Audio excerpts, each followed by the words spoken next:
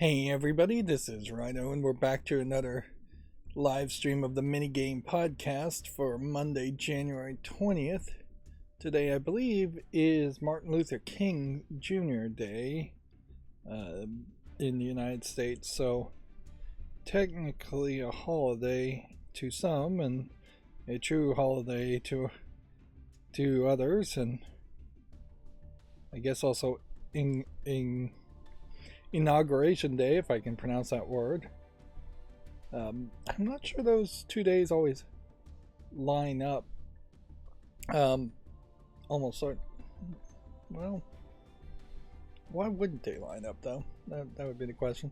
Either way, so holidays in the United States, and so I see that like DF Digital Foundry is not live streaming today, but I like to keep my inconsistent schedule as consistent as possible. Inconsistent because I never actually stream at the same time twice in a row, but at least I try to consistently do it on Monday, Wednesday, and Friday. My inconsistent schedule of streaming is indefinitely in part related to my inconsistent schedule of sleeping and waking up, but yeah, I kind of gave up on my alarm clock yesterday and said, you know what, let's just figure out something else, figure out a different system. Like right now, I'm still very much, and I tend to always want to be close to this I tend to want to fall asleep somewhere around 7 or 8, if not 3 or 4 in the afternoon, somewhere in that afternoon time, and then wake up around 10 and stay up all night. But yeah, there's really not even a lot of consistency there. As I'm, I guess we'll say we're gonna have some warm-up section here, and then we'll move on to the video game news. Unfortunately, on YouTube, I have so few viewers overall that any little change, like mentioning the warm-up section earlier on and then promising the news later, is just not measurable at all.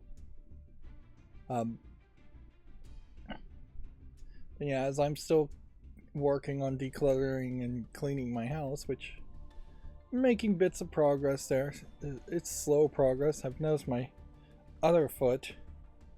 I have one bad foot with plantar fasciitis, and now the other foot feels like it's starting to develop that. So just what most people would consider even simplistic amounts of walking in house shoes seems to have caused me more pain.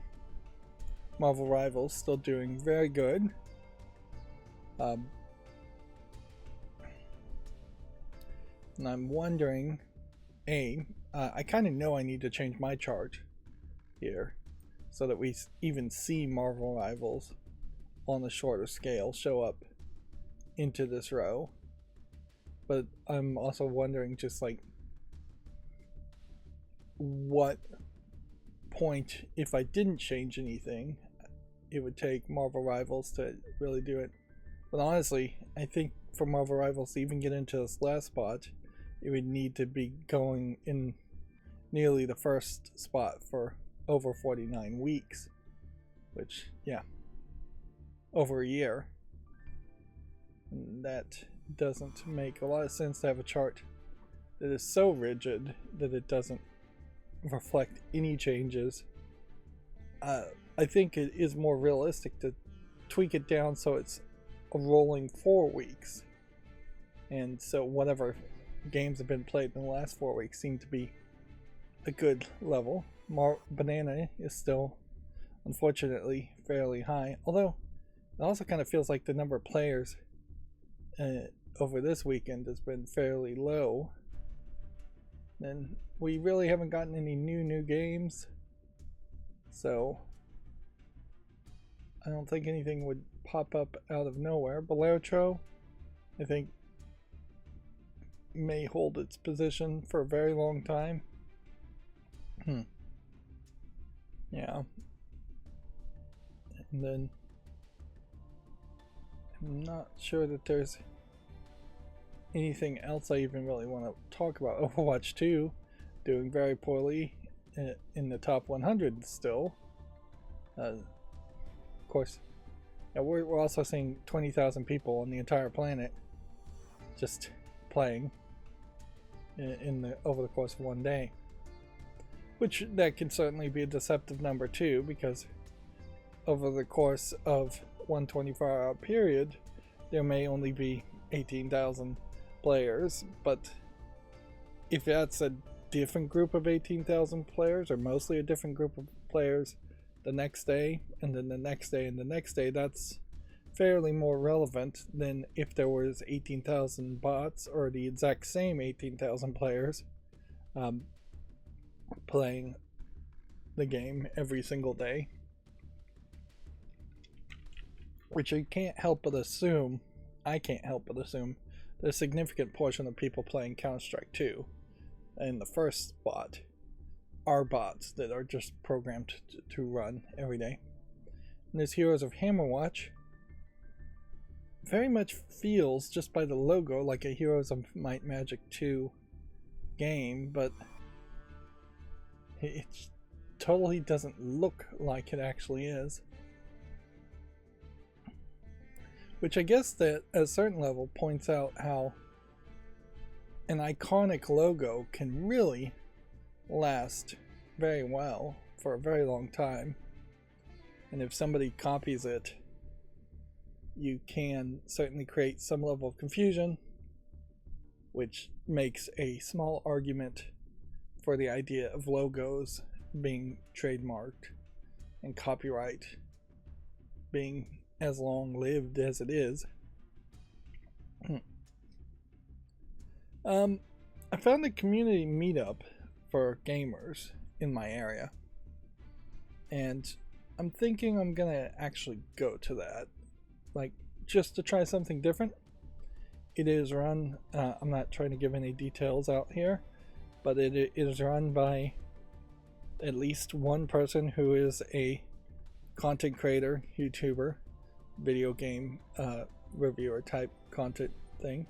I looked at his channel and it looks very nice and very standard, talking about Marvel Rivals. So I mean, it seems very much like what anybody who has ambitions to be a successful video game content creator would do. And the biggest criticism I could really say for it is that his set is probably too nice when you look at the number of views he's getting and the number of subscribers he has. But that is fairly typical, I would say, for content creators too, is that they spend $2,000 to $10,000 for just gaming equipment and stuff like that to set themselves up and look professional. Fake it till you make it is a real concept that does occasionally work, although I have no idea what really works on YouTube, and I'm not sure anything actually does work. But that being said, I'm not going to probably watch the content creators channel. I've had more than a lifetime's full of watching other people review games and convincing me to be hyped about games, instead of making my own decisions based on what the games actually look like and sell themselves as. And yeah, my goal here with this meetup, if I do actually go, which I'm thinking I'm gonna just commit to it and go, is to make real world friends and go outside and touch grass, basically, and not to end up just, I don't know, rubbing elbows or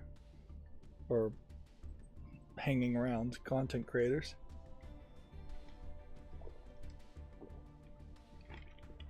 And since my YouTube channel is very much about me and what I want to do,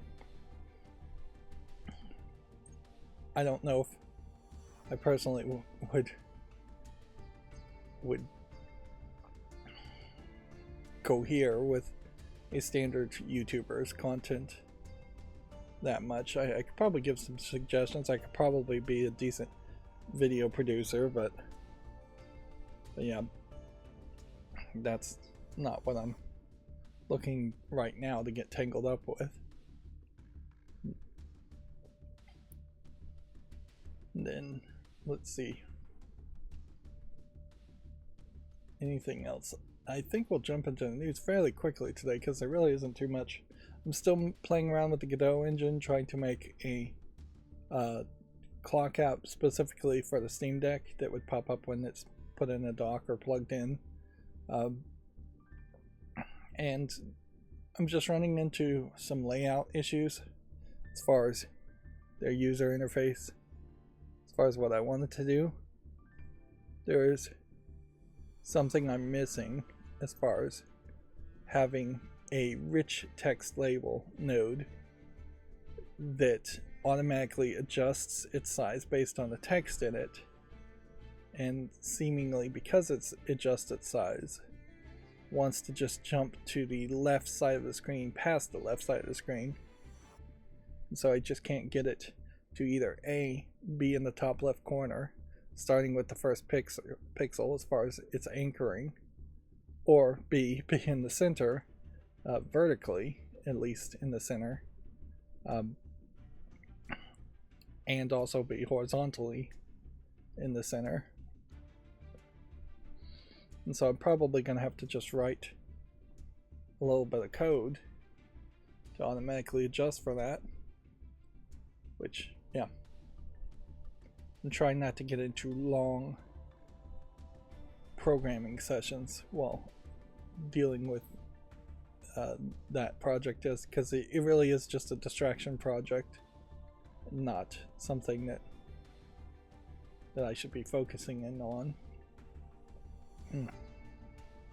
Even if I do finish that project, I really am just going to put it out for free, open source it, and just be done with it. It's not something that you could particularly sell. There might be an argument for not for commercial uses and getting people to, hoping that some people would actually pay like a license if they're using it in some kind of business aspect, but yeah, that's not really even in the spirit of free either if you do that. Of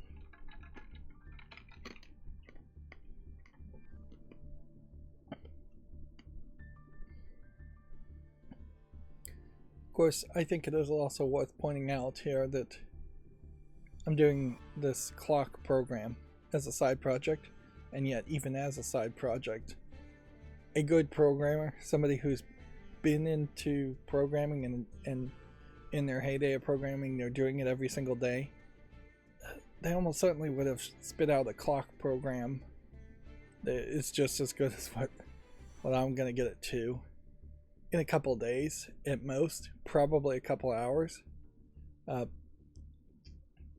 It's painfully obvious to me that I'm not particularly fast and I'm very rusty, and frankly what I learned as far as programming was not helpful in modern times. It set me down the path of knowing the basics, but so much has changed and the way things are developed now has changed so much, and it's just so much easier. I was being taught by somebody who very likely programmed computers by punching out punch cards, and I was being taught from books that were very likely giving me code that was designed for MS-DOS, maybe Windows 95. And yeah, the Godot engine is just the newest example of many engines and many APIs that have been created in the years since I last had a computer class, the decades since last I last had a computer class. And all of those APIs have made things just way easier and way faster. And there still really isn't a great system here. It is probably my suggestion, if you were going to teach kids to program, you should probably just teach them the Godot engine. Almost every kid who wants to program wants to make video games anyways, so you might as well just start with a video game engine and then make them do tutorials that makes it bend over backwards to make simpler tutorials and things that are not video games, where the Godot engine is going to be very unhelpful in that. Just making like a simple calculator app would be fairly unintuitive in the Godot engine. So yeah, there is also an argument to make Python, teach kids Python, which is probably more generic than GD script, although Python and GD script are fairly similar. That being said, a lot of Python classes and tutorials I've seen do very quickly jump into making video games anyways. And so if kids are motivated in that, if you took programming out of it and just out of a cooking class, like if kids are motivated to cook cookies, teach them to cook cookies.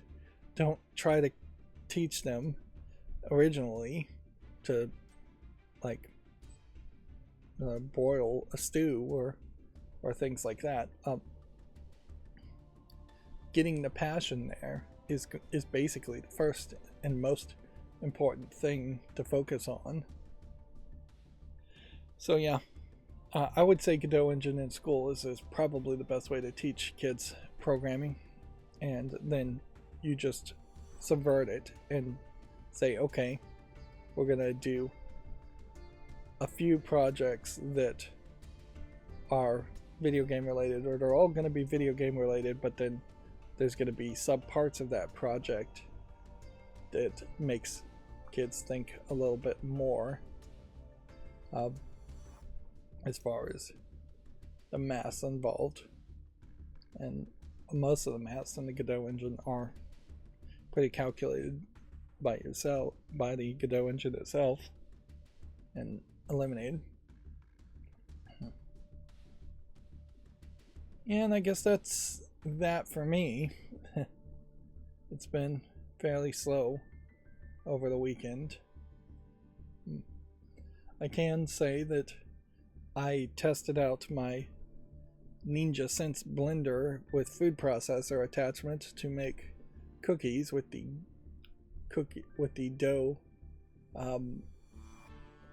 blade. It's a plastic dough mixing blade that goes in the food processor. There is something about food processors that, this has happened to me like 3 times now, where you take the lid off a food processor and then it's slightly dirty, so you want to put it upside down, and that push rod that is in every food processor falls out onto the floor, and being made of plastic breaks. It's crazy, frankly, that it is not attached by some kind of plastic rubber string of some sort.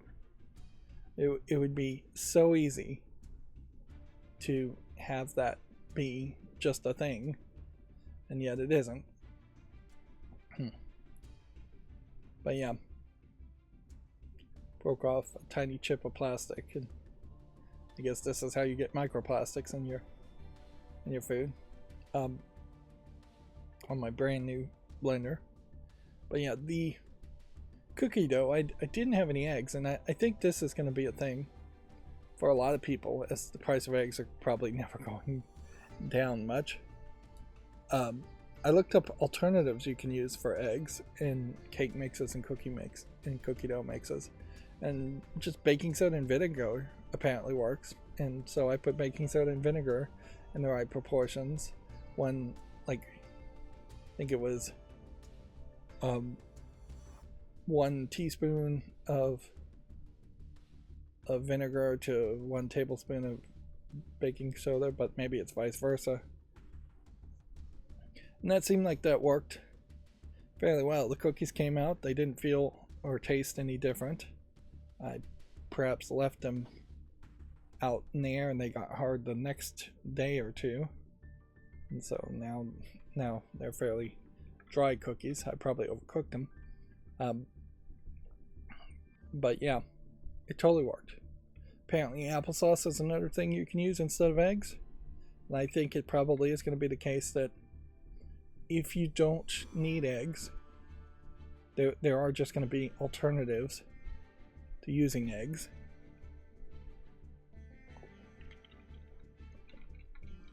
Because the era of eggs being a cheap source of amalgamate, or protein, or whatever eggs are adding to cookie dough has come to an end.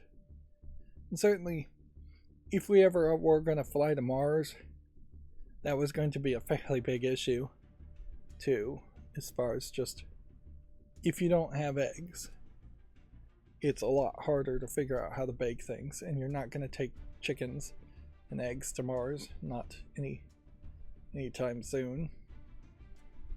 And then your protein sources are going to be fairly limited without eggs. But yeah, applesauce is probably what I would go with over baking soda and vinegar, though. That may add a weird flavor if you're trying to make sugar cookies. I also tested out on my blender, which I touched the blade again and cut myself immediately. That it is just like the most razor sharp blade in the blender I've ever dealt with. But it gets the job done, certainly. I had a bunch of cans of evaporated milk I needed to get rid of, and so I wanted to do an experiment where if I filled the blender half with ice and then evaporated milk, and then about a cup of sugar and a tablespoon of vanilla, could I get the Ninja Sense blender to blend that all together and turn it into something like a milkshake ice cream? And it worked. I would say like 2 cans of evaporated milk and half a thing of ice is probably a little low. You probably want to go 3/4 cup of ice to get it even colder. And it is going to come out as a slightly thick milkshake ice cream, but definitely recognizable as a milkshake and ice cream when all is said and done. I would also say that either the flavor of the evaporated milk or vanilla gave a slightly off taste from what I would particularly want. So yeah, I still have plenty of cans of evaporated milk to get rid of. I'll see and test it without the vanilla and see if that changes the flavor any, or maybe it needed more vanilla. So there's still room for experiment, but it is another like long-term pantry concept there, where you could turn evaporated milk instead of fresh milk into ice cream and get ice cream from storage if you were snowed in or something. Although most people don't want ice cream when it's cold. I'm weirdly different in that case. And real long term, that still doesn't work, because you would basically want powdered milk, which can probably be shelf stable and last a lot longer than cans of evaporated milk, which still spoil fairly quickly. There's also a lot more sugar in evaporated milk than regular milk, so it is definitely an unhealthy alternative. So yeah, that really isn't the best way to do it, but it does prove that the Ninja Sense blender will replace an ice cream churner in many cases. If you wanted harder ice cream, because I did put the leftovers in the refrigerator, and it did seem like maybe it had somewhat separated, but it's foamier on top. more watery on bottom. But yeah, if you wanted harder ice cream, you probably would pour it after blending it with ice into a container and then freeze it, and then you would have a harder ice cream. But it still probably would have a decent level of fluffiness to it and not just turn into a solid ice block. That is something worth experimenting with, certainly, next time I do it, is to see how does that really work in that scenario.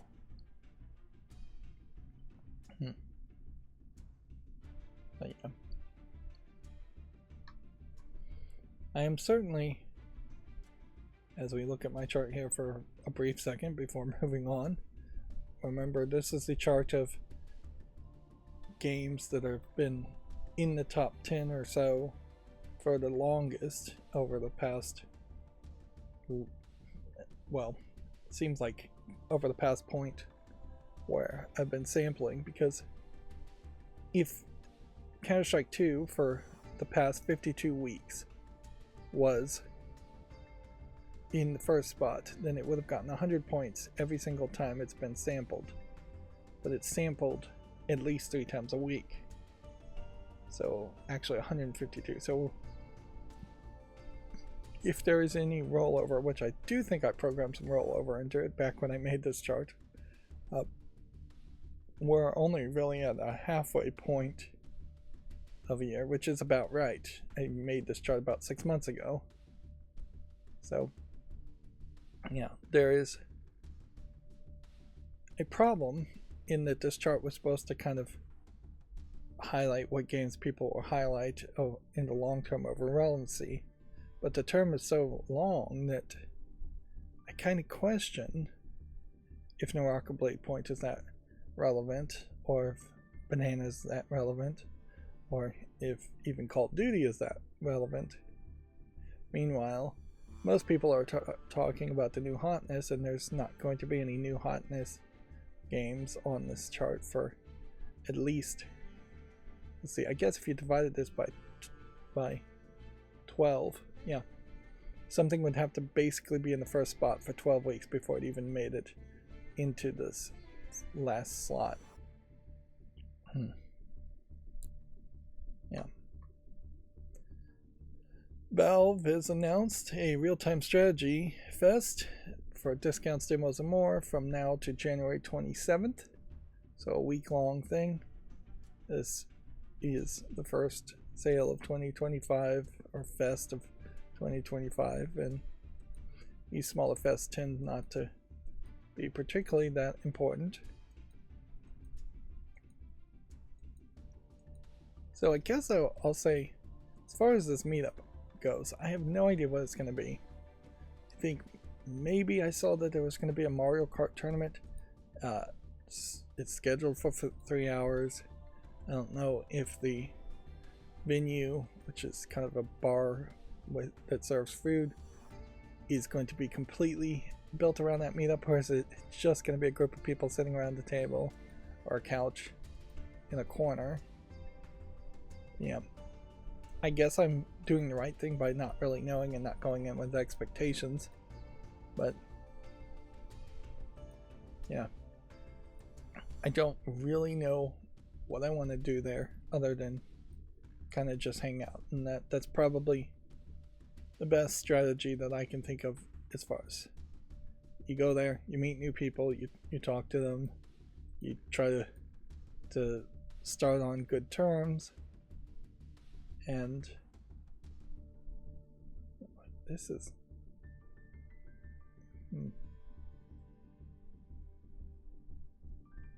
this is an interesting looking game. The Return to Oberdin reference is interesting. But yeah, I have no idea if what to say if I was going to introduce myself, or if I was asked to introduce myself. I have no real desire to play any specific games. I can play games, certainly, and I'm more than happy to do that.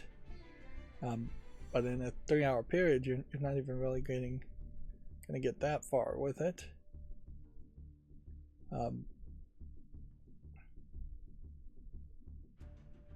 So yeah, there's just going to be, I guess, what you would call that awkward first date that you're going to have to get through.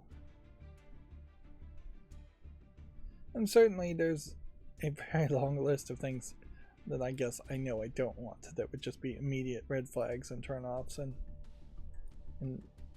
like yellow flags certainly might show up too, but yeah. The issue here of making friends based on hobbies is that it's perhaps not the most connecting way for things to go, and particularly when you talk about gaming is such a big tent. It's just like there could very well be more gamer bros that are only playing 2K25, or there could be more casual gamers that are only playing Mario Party.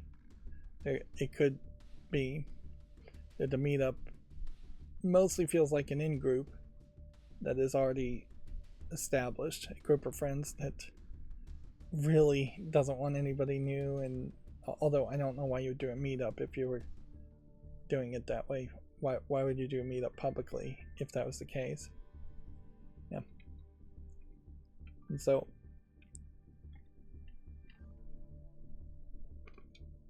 yeah, and I have to be careful myself because you don't want to come off too hot. I have the gift of gab, which can very well be a double-edged sword, where I could talk for 3 hours straight and have done that myself and not engage or ask questions or initiate conversations. I could also see myself just being a wallflower and not saying anything. I could also see the meetup turning into a little bit too much of a drunk fest. Yeah. Which that would be somewhat of a red flag, particularly if you have gamers out there spouting off high levels of aggression or obnoxiousness while playing.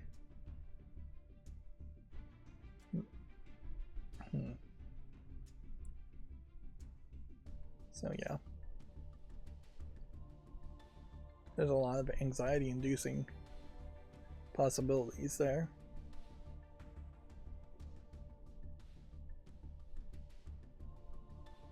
But I think it's worth at least giving it a try.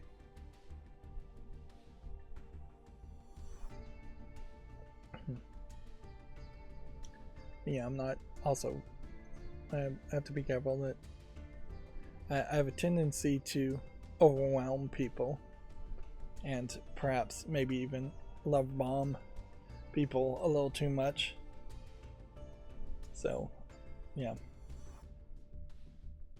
And even though gamers are probably the closest thing to a community that would be similar to me, my level of programming knowledge and technical knowledge is not shared by gamers, and the just amount of information that I manage to be able to ingest on a day-to-day basis is way higher than most. Most people are barely getting any new information or learning anything on a day-to-day business basis, but yeah, I get a decent amount of stuff. A lot of people are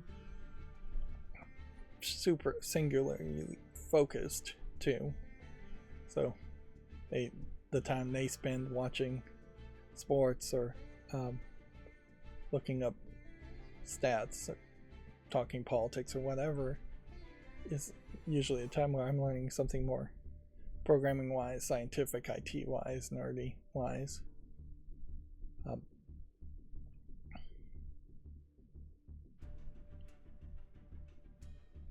And so yeah, I want to try not to come off too obnoxious.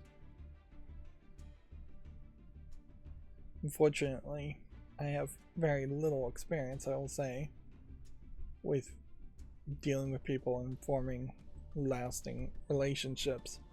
My jobs in recent years, including caring for a disabled family member, have precluded that.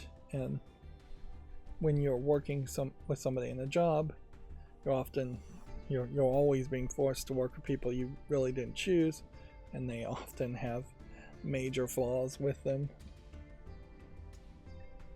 There's just a level of competition there in the nature of working in a job, even if you're not actually competing with your coworkers, that is a little higher.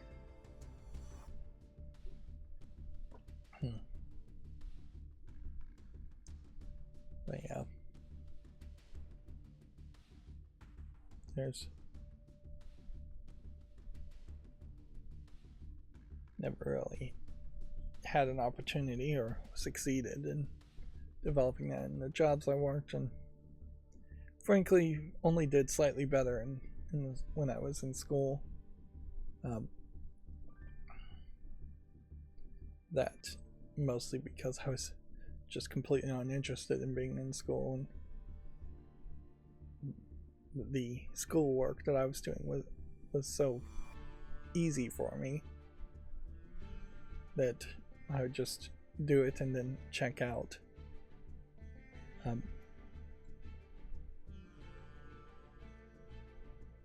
Whereas the other students around me were not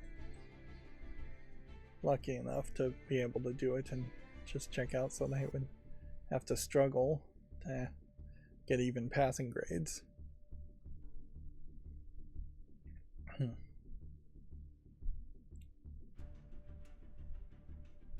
Yeah. Actually, particularly in high school, I think there were quite a few people who knew of me and liked me. It's just I never reached out to do anything with them because I was being checked out of school. I was also checked out of the school experience.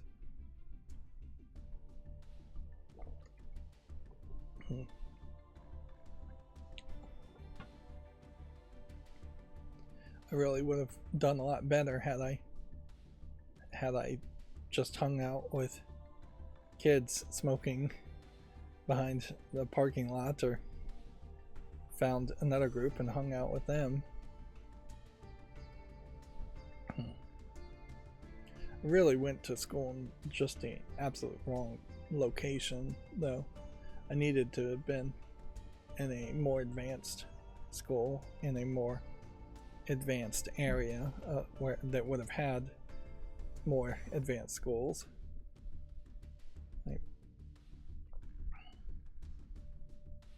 Alright, well, I'm gonna leave it at that. So this came out January 15th. It's rated very positively. Which is funny because looking at this game, there's not anything here that would have caught my eye. And so that, I guess, does highlight how having community reviews pop up on the front page is a slight benefit to people looking for new games. Yeah, definitely think that is the case. But yeah, left to my own decision, I probably wouldn't even made a YouTube short on this game. It just does highlight that despite anyone's best efforts, you're going to miss games. Alright, my macro today did not work at all. I hate that from day to day it just decides to stop working. That I really wish it was way more consistent. That in the shortest of descriptions, I think, is the difference between an actual program and a macro, where the macro is just mimicking actions and reacting with any intelligence on a very minimal basis to what is happening on screen, or a program would have all kinds of checks and balances to make sure it was actually doing the right thing it was supposed to be doing, if properly programmed. Of course, macros are very much top level manipulation of other people's websites, so the website's changing even a little bit tends to break them, or a program tends to expect the exact information to always be inputted in a correct format, in a correct amount. So I had to manually open everything today, so fingers crossed we won't end this stream abruptly if we have any adult content outside of the adult section when we start looking at games. But let's start by the Video Games Chronicle articles that almost certainly will have a couple duplicates. Black Ops 6 and Warzone players on consoles will soon be able to disable crossplay and ranked play. Over 136 ranked play bans have been dished out to Black Ops 6 and Warzone players. Interesting. This is perhaps, I think, as far as I would recall, the first time I've ever heard of the concept of selling a feature to disable another feature as far as crossplay goes, or disable crossplay. And I definitely know that some multiplayer players don't like crossplay, but it tends to be the case that console players who are playing with a controller for the vast majority cannot beat somebody who's playing mouse and keyboard. It's just a whole different league of skill and control on your input. And only maybe in a couple of cases have I heard the opposite scenario, where the auto aim and the snap on a controller player is so high that it is easier to play on as a controller than it is to do it with a mouse, where a mouse would require you to accurately click in the actual direction. A controller game can sometimes be programmed where if you shoot over here, it will just snap the bullet over there. But it does feel very much like a cat coming in and out of a house to have crossplay and commit to all the extra programming to make that work, and then disable it. Of course, that is Call of Duty in a nutshell, is that it is basically becoming a story and narrative of doing everything it can to keep players happy while not really doing anything new or creative in its iterations. It's just trying to keep players happy, and very much probably trying to keep the whale players who are spending on microtransactions, which I'm pretty sure Black Ops and Call of Duty games have a ton of those. That being said, everything they can do that they're doing also has led to them just very boldly and happily admitting that a significant number of players or bots are getting banned fairly frequently.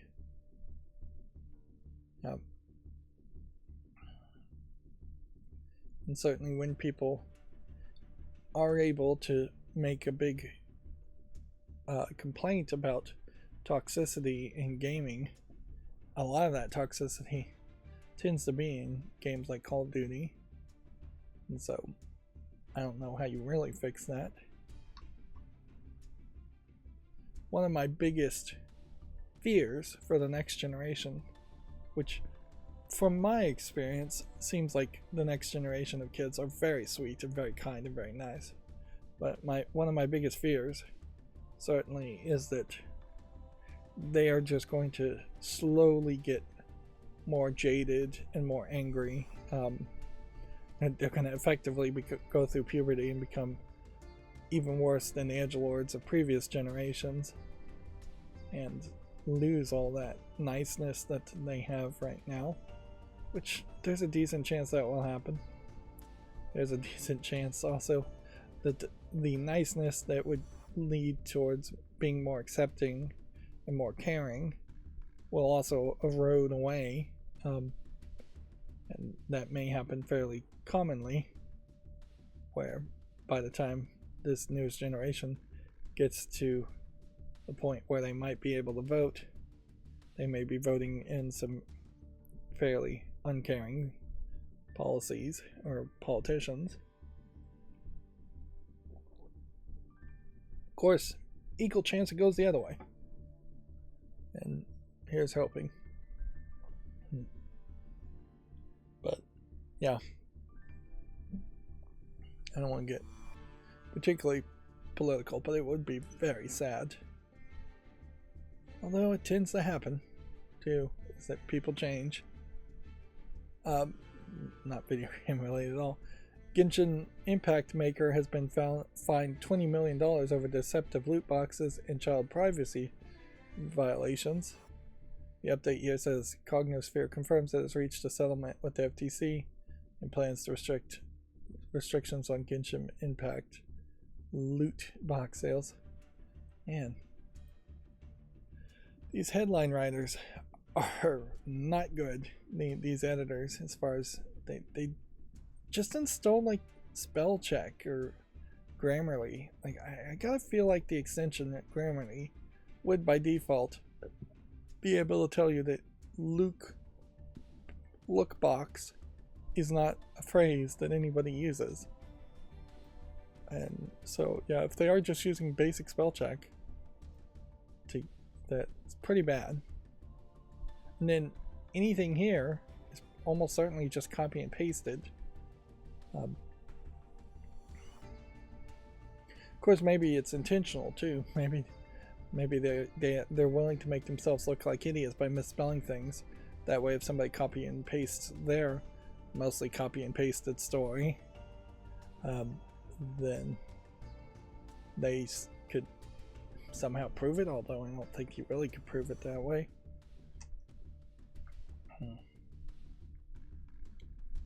Yeah. So that really doesn't make a lot of sense. It does feel like the FTC may be ramping up a few activities. It is questionable, I guess, how far those activities will go, though. So, with the new presidency starting, as of today, there's just no telling how the next 4 years or longer will go. Here's a great example of not news. An unannounced Warhammer RPG has reportedly been cancelled.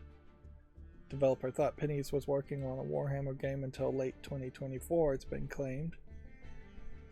That is not news because it didn't even get to a point of an announcement, and there's no telling how far they got into development, if they were even developing a game, or if anybody would have even cared about that. Particularly when you start to think about the Warhammer franchise, which has very consistently struggled to find good games amongst a long list of mediocre games.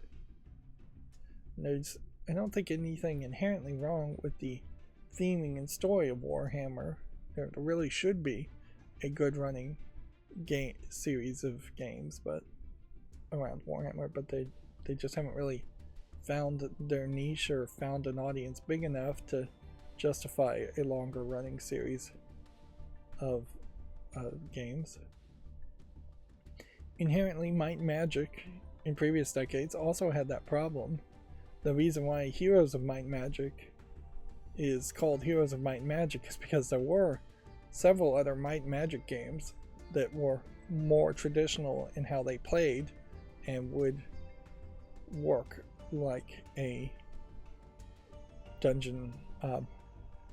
Dragons and Dungeons style game. And I'm not sure that there ever was an actual board game called Might and Magic, but there very well may have been. I can't remember if there was one or not. But yeah, they had to. They hit on success with a spin-off style of game, and moved to the Heroes franchise, which at this point you could definitely relaunch it just as Might and Magic. But there's also a couple other spin-off games that have Might and Magic in the name. There was the Elder Scrolls series also had that exact same issue, where the first Elder Scrolls arena game is just an arena fighter and nothing close to something like Skyrim. And in that case, they didn't change the name. They just completely changed how the game's played, starting with Elder Scrolls 2. In a lot of ways, I can't help but feel like Warhammer can be very well just treated as a skin, and you could make something like a Mass Effect mod to have Warhammer characters in it. It probably wouldn't be too different of a game. Fallout series also a great example of drastic change of how it played from Fallout 2 to Fallout 3. Let's see. Moving on, Team Cherry has broken the Hollow Knight Silksong radio silence. Quote, yes, it's real, progressing and will release. This is after I've seen several posts make it to the front page of Reddit saying that if Silksong was released in 2025, they would give away, the poster would give away free copies to everybody that comments. Which inherently, that is just kind of karma farming, I think, to put those kinds of posts. And it's probably a statement of how Reddit is slowly dying also, in that there is just a lot of times posts making it to the front page that really shouldn't be there. I think there's just a large number of subreddits that are not capable or welcome on the front page these days. That being said, Reddit still kind of is the internet forum for the entire internet, which not seen a successful competitor to it yet. Speaking of competitors, though, Blue Sky has announced that they're going to integrate a Instagram clone fighting against, I guess, Facebook and Meta. And yeah, we should see more competition there. But Blue Sky still feels very much devoid of as many people as Twitter once had, and Twitter doesn't feel like a place that's particularly great either. It feels like a lot of the people who are on Twitter have just decided to give it up and not move on to anything else. A lot of the companies and such. Let's see. Here we have a quote. We're still planning on creating cool poop. Vince Dev thanks players after Sony cancels the latest game. The Days Gone studio was working on a live service title until PlayStation pulled the plug.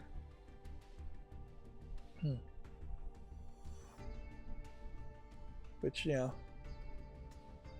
I guess that probably is a nice reassurance. It's funny here, they don't censor the quote tweet. They do censor their headline when they're quoting somebody, which means they're not actually quoting somebody. I heard somebody mention, I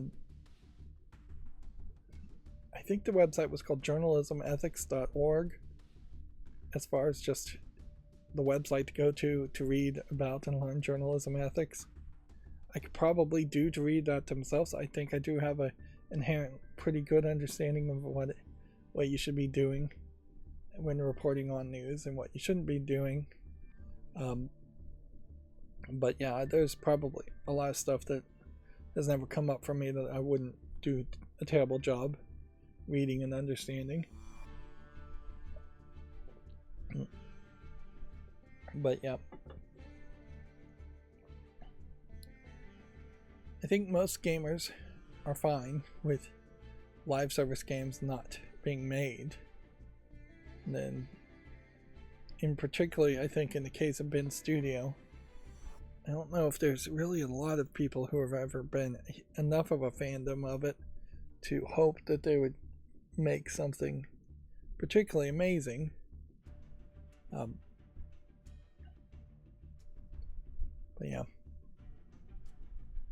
Inherently, this is a story that is just one block of a large tower in that Sony is so far, under its new leadership of the past year or two, canceled a bunch of stuff and not really announced anything.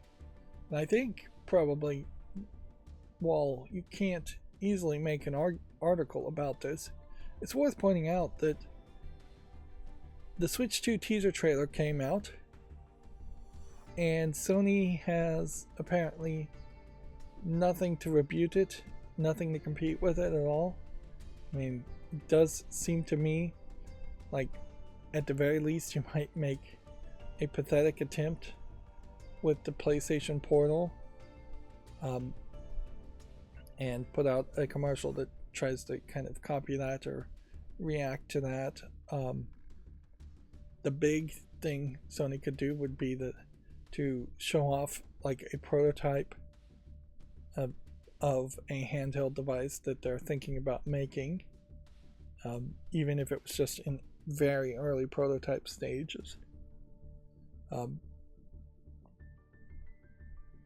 yeah, there's a thought there that they could have done something, or they could have gone heavy on a new game. They could have made some kind of announcement at all, even if they had just come out and snidely congratulate Nintendo for making an announcement. But they really didn't do anything. At least they haven't so far. The other thing about the Switch announcement is, if the rumors are correct, and you might as well assume they're all correct at this point, the Switch 2 is only going to have, I think I saw 12 gigabytes of internal storage, which is going to mean that they are not going to really improve their online service by much. Like 12 gigabytes is a really small amount, and it means that they're going to plan on heavily forcing you to have SD cards to install any digital download games at all. They're still going to heavily focus on selling cartridges. There is not clearly a translation point there where game cartridges would install internally and take up a lot of space, or that the Switch 2 in 3 or 4 years would be mostly a download device. Let's see.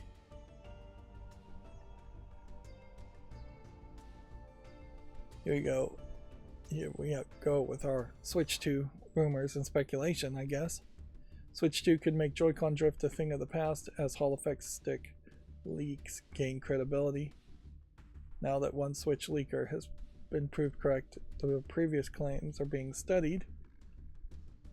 So, one thing I guess I kind of overlooked too in the announcement and show off of these Joy-Cons is that you still effectively are having a red and blue Joy-Con, but they have done their absolute best to take it away from feeling like a toy, and a colorful toy of the past anyways, by inverting it and having the vast majority of all of the content, all of the plastic and color be black, and then just have the part that magnetically attaches and is hidden for most of the time be this salmon red. with just a little bit of an accent here. I can't help but wonder if also some of this point here isn't going to be maybe a squishier rubber to perhaps prevent Joy-Con drift, which I still kind of feel like there's a decent chance Nintendo is going to be cheap and not have Hall effect sensors. This is the C button, I found out. So yeah, who knows what it's going to do. I heard someone speculating that it might be a share like button where you could stream video to a custom Nintendo YouTube competitor, which I don't think Nintendo would ever spend the money to run the servers to do that. So yeah, I kind of doubt that that's the case. It looks to me like this part here might be sunken in for some reason. I don't know why. I still kind of question, like, you have this little hole here which looks like this is where the magnet would attach it, but you would think that there would have to be a magnet attachment point here also.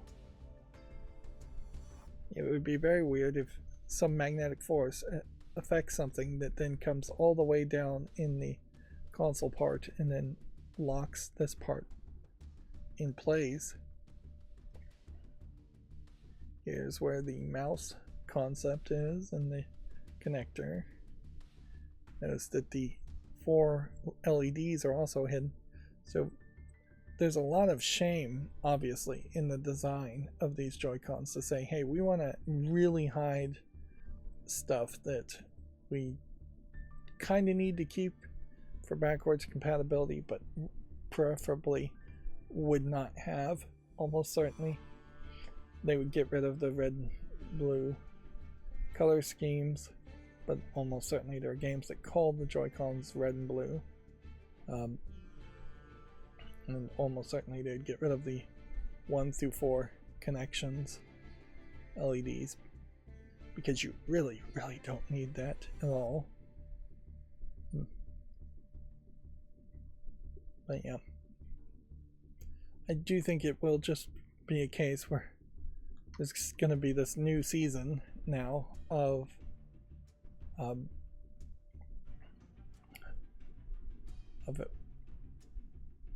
rumors and speculation around the Switch 2 as Nintendo sits back and really does nothing.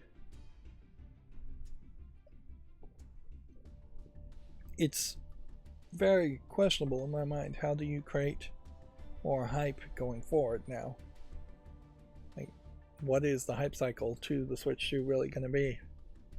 And maybe their goal is not to really create any hype, because maybe their goal is to put this out as a $600 or $700 device, and then if anybody complains about the price, they'll just say, well, buy the Switch OLED or the Switch Lite instead. But yeah, it would be fairly crazy if the Switch 2 came out and was priced even at the same price as the PS5 Pro. But maybe that's the direction Nintendo is going. With their new president, I have no idea like what's going to happen. It's all very much up in the air. Moving on, Bluepoint and Ben staff learned that live service PS5 games were canceled at the same time as everyone else. The update here is it's now claimed the development teams were indeed told the game's cancellation ahead of news reports. Of course, both of those things could be true. That the development teams may have been told, but other staff weren't. I wouldn't be surprised if it is the case also that management was told, because very often management is told weeks in advance to start planning to lay off people, and even in some cases management is told to tell tasks that they can infer are going to lead to layoffs. It's not unheard of for a manager to be told to start evaluating its team and ranking the members of its team from the best employees to the worst.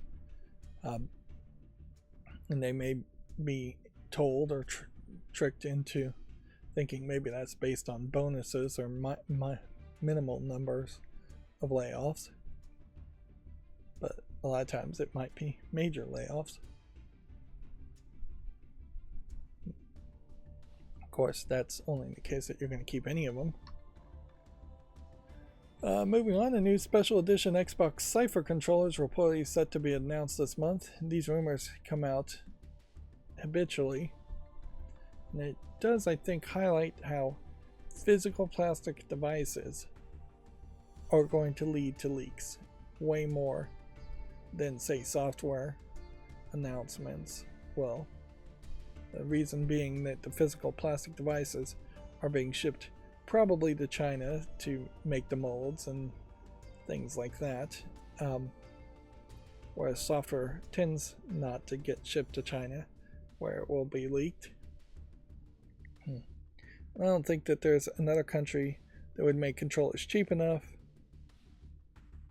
and I don't think that the industry has found any way where you can have molds made in one factory that is more secure than the other.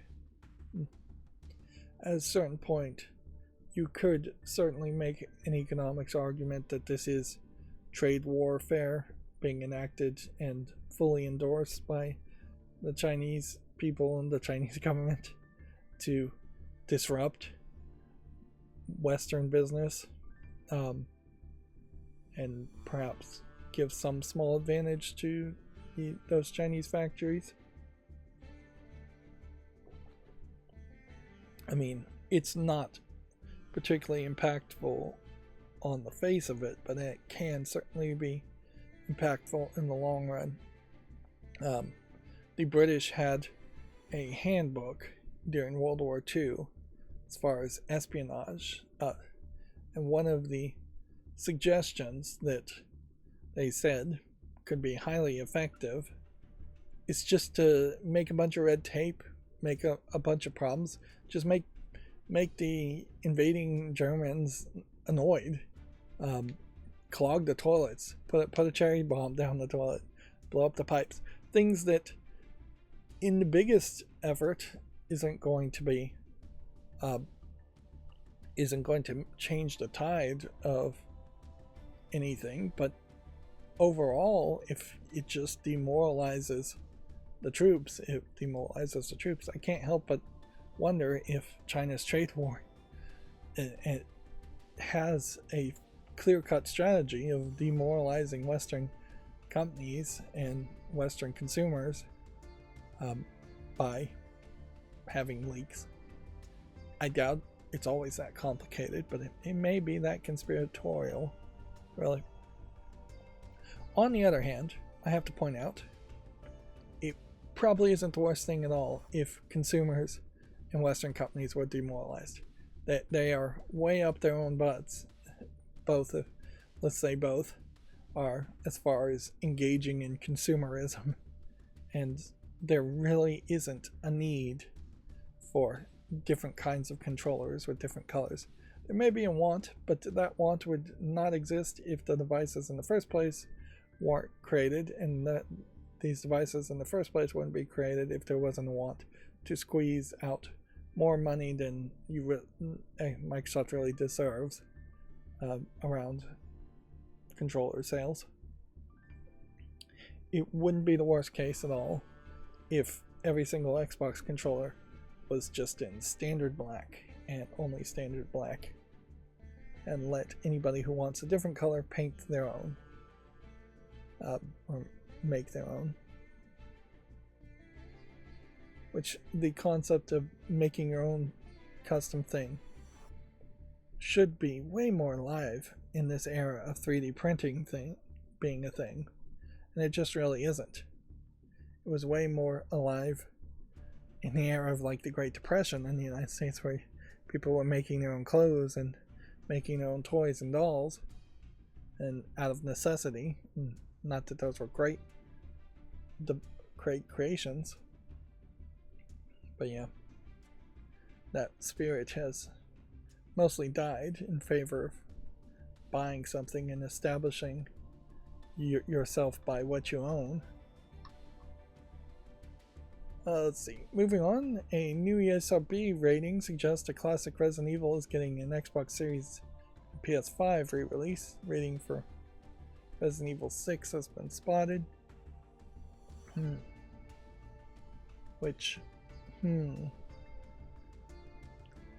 So, if that is the case, then the thought here is that they are just skipping over Resident Evil 5. I don't know why you would call it Resident Evil 6 at that point, though.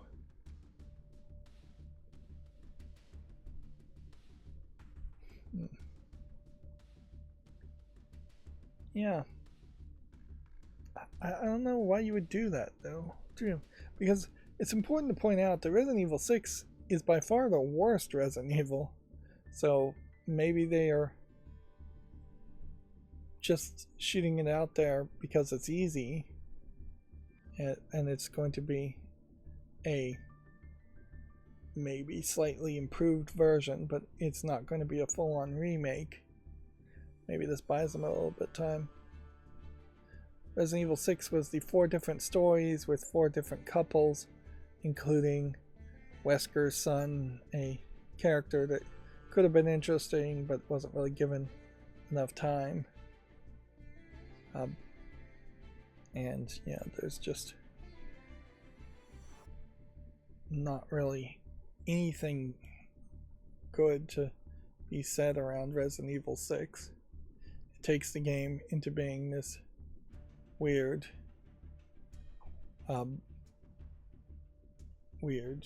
almost anthology series. This trailer, I don't think actually even happens in the game. By modern standards, this trailer does not look particularly good. When it was first announced, it probably was fine.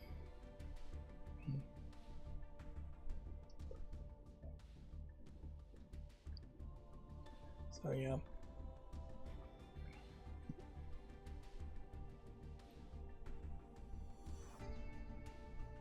Perhaps it is the only thing I guess Resident Evil 6 has is it doesn't have the controversy of being set in Africa, and then instead it has sections heavily set in China.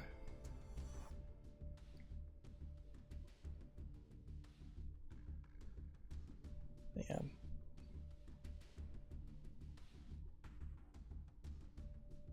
In a lot of ways, you could take some general concepts of Resident Evil 6 and just have added it into as DLC in Resident Evil 5, particularly if you're going to remake it. Then you could just have the Chris and Sheva series be one of 5 different stories. Still wouldn't really be a good experience if you did that, but yeah, there is something that you could try to do with that.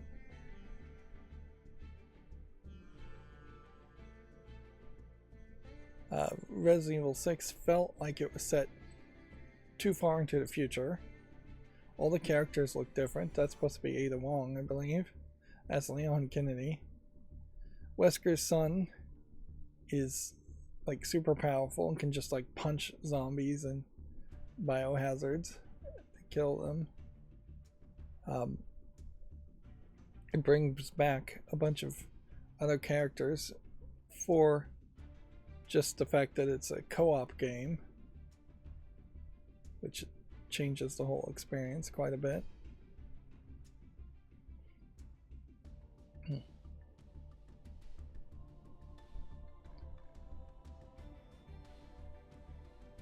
Yeah, I don't know if there's any monsters actually in Resident Evil 6 that I particularly care about or even remember. Notice there's some cover-based shooting there.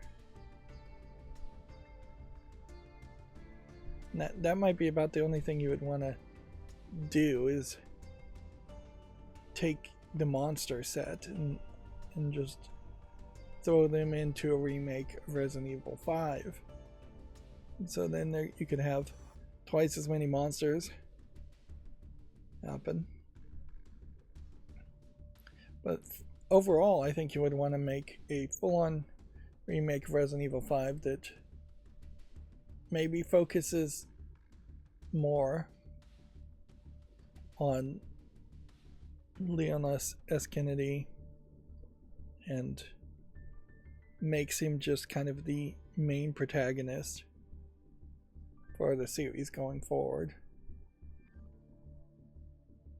After the major success of Resident Evil 4, that's really what they should have done in the first place. It's just said, this is Leon's story for the next 3 games. The next 2 games after Resident Evil 4. Moving on. Yeah, I'm not expecting miracles there. Let's see. Diablo 4 is reportedly in development for the Switch 2. I think we'll get a whole list of rumors like this, so there's probably nothing to be said there. Other than that, probably speaks to the fact that the Switch 2 will have decent enough internet connectivity, which no doubt it was going to have that, and people will be at least capable of porting games to it. We'll have to see how well people succeed at porting games to Switch 2. Palworld has marked its first anniversary by revealing future updates, including a final boss and an ending, which, okay. That's interesting if they can actually finish with a final boss and ending, considering how there is definitely a lot of speculation that Palworld was just going to constantly be in a beta state and never finished. Co-op crossplay sounds interesting and makes sense. That's certainly something Pokemon doesn't have. World transfers for pals and more.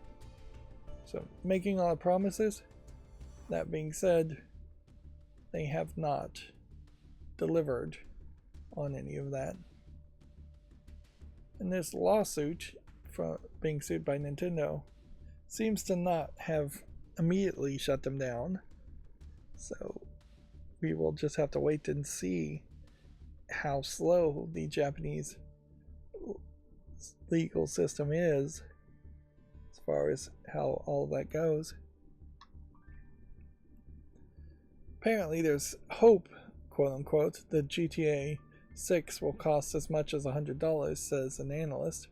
A $100 price for GTA 6 would be a turning point for the industry, it's claimed. Now, who is hoping this? According to the analyst, other game development companies, which, let's be more accurate, the publishers and the CEOs and the greedy and financially irresponsible people in the game industry hope for that. There's no way in the current economy that gamers are hoping games are more expensive, and there's no way that anybody who thinks about it for a second in this current economy would think that video game as an industry would be better off if games are selling for $80 to $100 on average. This is unfortunately one of those points where, as a gamer and as a consumer of games, although I buy Steam games when they're old and tend to be on heavy discount, but this is certainly a point where gamers should draw a line in the sand and say, hey, if AAA developers, if quadruple A developers are going to charge $100 for games, then they deserve to just fall apart. And it's sad that people get laid off. Unfortunately, it's the case that most game developers get laid off far earlier than the point where a company like Rockstar would go out of business. Rockstar probably would never go out of business even if nobody bought GTA 6. In a lot of ways, I would wonder if a $100 price tag or even an $80 price tag on GTA 6 isn't in part an admittance that they are, they know GTA 6 is not going to sell as well as previous GTA games because the audience has just evolved, and making a GTA game in 2025 is not the same thing as making a GTA game 10 years ago. So having a high price tag might be a good excuse as to low sales numbers. Yeah. If it was the standard thing that video games are just $100, you'd see a lot fewer people buying games. Really. And yeah, good riddance. Inherently, with the GTA series in particular, most of its success is it being a physics simulator set inside of a city where you can do crime if you want, but that's not even particularly been focused on those aspects. I'm not sure that GTA has really evolved much, and we'll have to wait until GTA 6 comes out to really see if it has evolved much. So it very easily could be just like Starfield, where it's newer, it has more polish on it, but it hasn't really evolved much in its gameplay mechanics from what Skyrim had or what Fallout 4 had. Moving on, the Dragon Age director has left BioWare for an offer she couldn't turn down. Dragon Age, the Veilguard, is leaving BioWare to work on another RPG.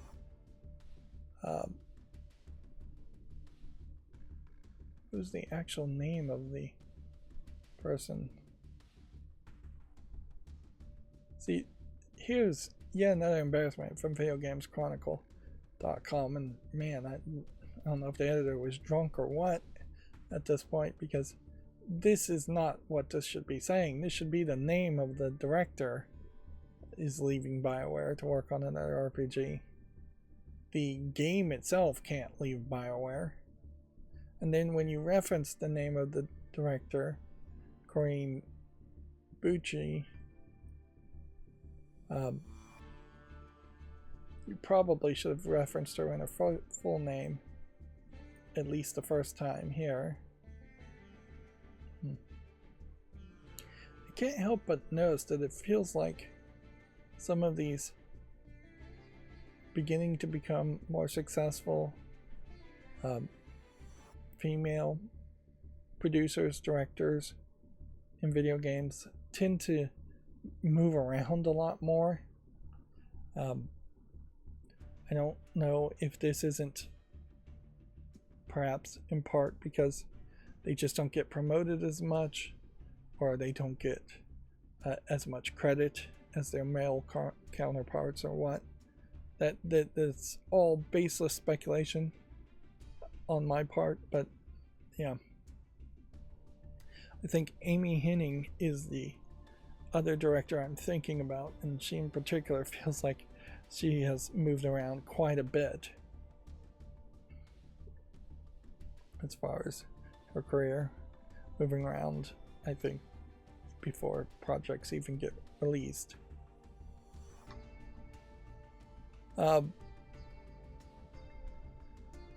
Here's a quote. "It's a surprise to us. Marvel Snap was removed following US TikTok ban. The collectible card game is another victim of the US's TikTok ban." Now, I have no idea why this would be the case, because to my understanding, Marvel Snap was in no way affiliated with TikTok or even connected to TikTok. Like, I don't think you can particularly share game stats or anything to TikTok. So this might be a case of a fairly weird coincidence or something I'm not aware of. This might also be the case more that Tencent was involved with Second Dinner and Marvel Snap, but Tencent's banned, so maybe there is a overlap and misunderstanding happening here. We'll scroll down here in a second. But it does certainly speak to Ben Brode's company, Second Dinner, just not being as established or as safe as other established.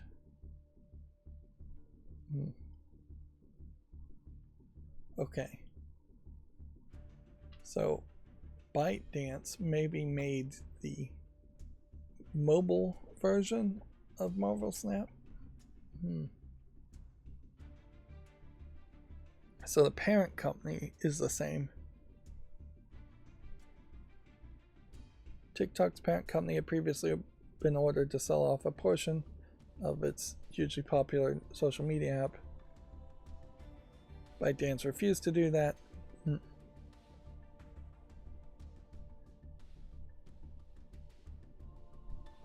Apparently, all apps developed by the company, including TikTok, CapCut, Lemonade, Marvel Snap, are unavailable in the United States. So yeah, it's not video game related, but TikTok itself made a very big deal of taking itself down and then bringing itself back up after about 24 hours, ahead of, I think, when they legally were supposed to be able to do it.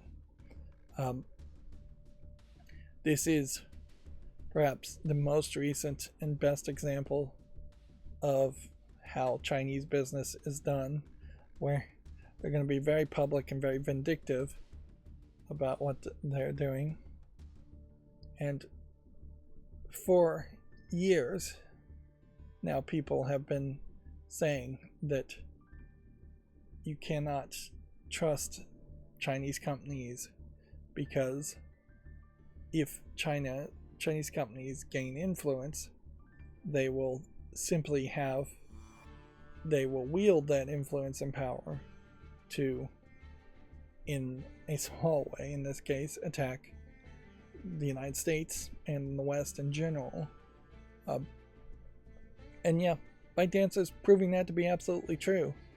Whereas almost any Western company would file legal proceedings and actually shut down or sell the company when those legal proceedings go all the way to the Supreme Court and get rejected, which is the case for TikTok. Instead, they are pushing the US citizens to do their bidding for them and convince the US politicians, who very well may know something that is classified in classified meetings, to push for TikTok to come back. And yeah, the United States is not wrong to ban an app like TikTok, in my opinion, when it has such a huge influence that people are getting so addicted to it that they can't live without it, and they're willing to install VPNs or entire Chinese Red 8 apps instead. Yeah, there's been a long history of this well before video games and digital existed. Even like furniture sales, More Perfect Unions YouTube video did a whole tutorial on this, talking about how furniture sales got shipped to China to have furniture be assembled much cheaper in China, and very quickly the factories in China just figured out how to make the furniture themselves and cut out all of the main all of the United States furniture companies, which led to furniture eventually becoming flat packed and becoming way less quality than what it once was, in part establishing the thought that furniture should arrive at a house, or it's okay for furniture to arrive at a house flat packed and disassembled, whereas 100 years ago, if you were going to buy a piece of furniture, it probably would either be custom built in place or assembled in place by a master craftsman, or the furniture would be delivered incomplete, already pre-assembled states. Which, yeah, if that was the case today, that would create a lot more jobs, a lot more furniture movers positions, and a lot more master woodmans. And that's a example too where there's a lot of hobbyist woodworkers out there who would be fairly happy if they could make a career out of making custom furniture and assembling furniture with solid wood furniture and not particle board garbage. And there would be a lot less chemicals, certainly, if you make solid furniture compared to flat packed furniture, and a lot less waste as far as trashing IKEA flat pack style furniture when you move instead of taking it with you. And if there was a lot more solid wood furniture, there would be a lot more people repairing older furniture, skilled at repairing, sanding it down, refinishing it, restaining it. Okay, well, as far as this story and as far as video game news goes, let's continue. Yeah, so ByteDance is being aggressive here and taking down all of its apps to annoy people, is my assumption here. I do not believe the order was ever in any state where it said that ByteDance, as the parent company, had to take down all of its apps. And at no point do I believe Marvel Snap was sending its data to China, but maybe it was. It's a sad statement video game wise too, that this is the first time there's been any news about Marvel Snap in at least 6 months. Marvel Snap as a concept, too simplistic. I complain about Pokemon TCG Pocket, which they have their consecutive wins event going on, which I hate those. I'm not sure I'm going to actually be able to win on those at all. But yeah, at least Pokemon TCG has some room for growth, whereas Marvel Snap really just stayed the same. And yeah, it's just weirdly, I would say Marvel Snap's cards perhaps are a little bit more complicated than Pokemon TCG, but the gameplay mechanic is just too short. The 3-minute games, too short. 30-minute games, probably alright. 60-minute games, totally not right. So that there's something in the middle there between more than 3-minute games. 10-minute games is probably where I'd like to see a sweet spot, that I could play 5 or 6 games every hour when doing a mobile game in particular. Yeah. Guess it is also worth pointing out, though, that Marvel Snap and Pokemon TCG Pocket also both have that same issue of there being way too much gacha mechanics added into it, where you're getting the same cards over and over again to put pathetic, uninteresting visuals. Marvel Snap put a lot more work in their pathetic, uninteresting visuals for the same amount of reward than Pokemon did. I doubt, too, we also haven't gotten any kind of announcement at all of any other game from Second Dinner being in development, so the hopes that Ben Brode would come out with the next big Hearthstone, I think, has evaporated at this point. Although perhaps if Second Dinner separated itself from ByteDance and Marvel Snap, it would be forced into making a new game, but it would probably be a rushed game, and still don't have real high hopes there. Moving on, Astrobot is getting a surprise edition, potentially with mystery camo bots, and it's getting another speedrun level.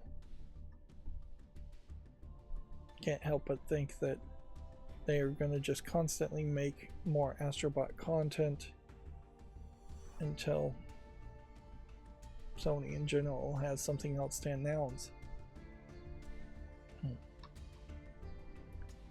Let's see, at 17 million views, the Switch 2 reveal is tracking ahead of the PS5, which seems like that's an odd comparison. Is that the... Yeah, the PS5 reveal trailer amassed 13.3 million views. Now what's interesting here is they're showing the Switch 2 video, but actually it would be more interesting to me to see the PS5 reveal trailer. This is a link to archive.org. How is archive.org going these days? Guess it's back up.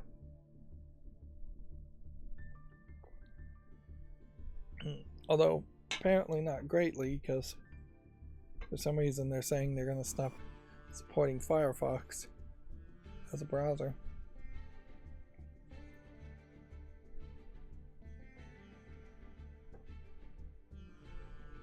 So yeah, this is an interesting thought as far as, let's compare the PS5 reveal trailer to the Switch 2. Well, first of all, I can definitely see they are not actually showing the PS5 in the first few seconds, and Nintendo, I think, wins there in that they actually showed the product. Let's see, I suppose this is supposed to be evoking in part the visual capabilities of the PS5, but a fluid physics animation is likely to not even be particularly impressive to people who are not in the know. And then in general, you would have to also say that this physics animation visuals was rendered on a PlayStation 5 for that to be impressive, because certainly you could get that visual effect using a computer easily. So it takes an incredibly long time to come out with that incredibly ugly Yonic PS5. Yonic being a word I love to teach other people. It's the opposite of phallic. It's the female version of phallic. Then you get these flyovers, which are ironically almost exactly the same as the kinds of visual flyovers for the Switch 2. But in the case of the PS5, I'll also say that the flyovers show subsections of the console, and there's no gameplay footage in the PS5 reveal at all, and there's nothing emphasizing the controller at all. They really went all in with this design, like it's supposed to be some kind of fancy high fashion device, and yet they still start with the original one with the disk drive. Clearly you should have started with the other. But yeah, there's definitely just a whole desire here. Nobody cares about the camera, nobody cares about the headphones. This is very Sony-like. It's how many accessories can we sell you? But there's clearly something with the camera where they just don't want to show all of it at once. So yeah, I definitely would say, compared to the Switch 2 reveal trailer, the PS5 was much worse.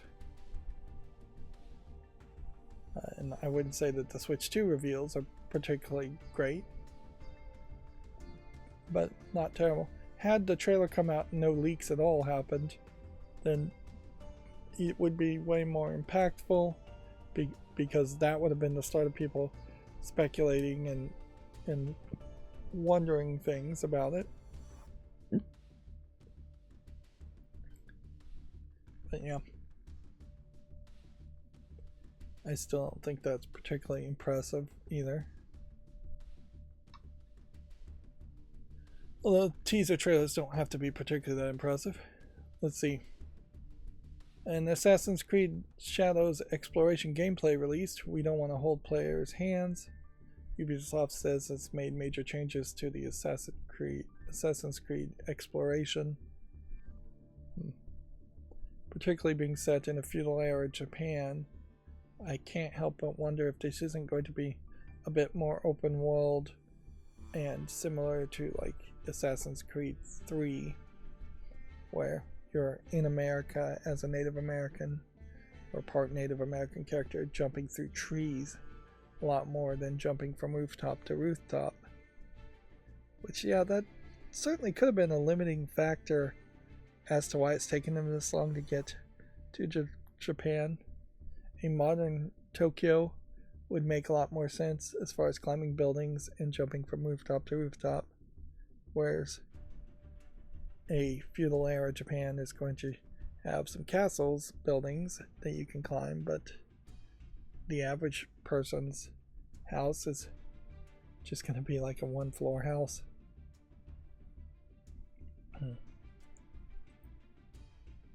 This is 3 minutes and 33 things. This definitely has some Witcher vibes to it, which is just the standard open world experience that you're going to expect from any game with open world. It has the much more modern hold a button down and you can see where to go. Yep.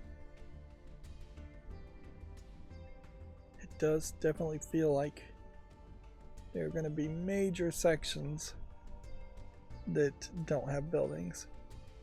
And yeah, even some of the earliest of the Ezio series had some sections in Rome where there was just big chunks of nothing. And that was where you would just use a horse, or you would fast travel, or you would run through the area. For Westerners, all these regions are going to be completely new. So that's going to be interesting. Now, I don't think using a boat is going to be particularly interesting. And yeah,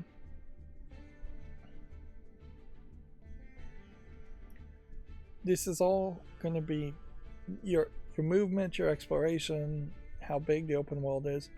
All is either going to work with or work against the main gameplay mechanic. And the concern certainly is that main gameplay mechanic of Assassin's Creed games have just changed so much that it's become way too much like an action RPG. So they have the equivalent of a photography mode in the past here. You sneak up and take pictures, which, yeah, interesting, I guess. It's better than collecting feathers, although perhaps having a whole bunch of feathers might be more interesting in the long run. Like, take note here how we're on the rooftops and it doesn't seem like there's a lot to do. on the rooftops. It doesn't seem like there's a bunch of guards or collectibles or places to hide. I assume that these are groups of enemies that you're going to target and go after. And so I guess maybe the implication here is that it's going to be more of an open choice as to the order in which you go after people, which makes me wonder how much story really there is going to be. I can't help but assume that the desire is to have very little story and just let the game go on forever instead. Let's see. The next Video Games Chronicle article says Nintendo fails to explain its latest crediting omission. It insists it believes in giving proper credit. This would be the Switch's Donkey Kong remaster, not crediting the original developers, which at a certain point Nintendo is either just straight up gaslighting people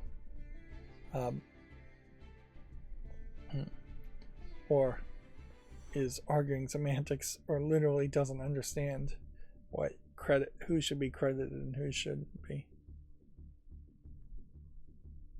This is almost certainly them just doing whatever they want and hoping the story goes away.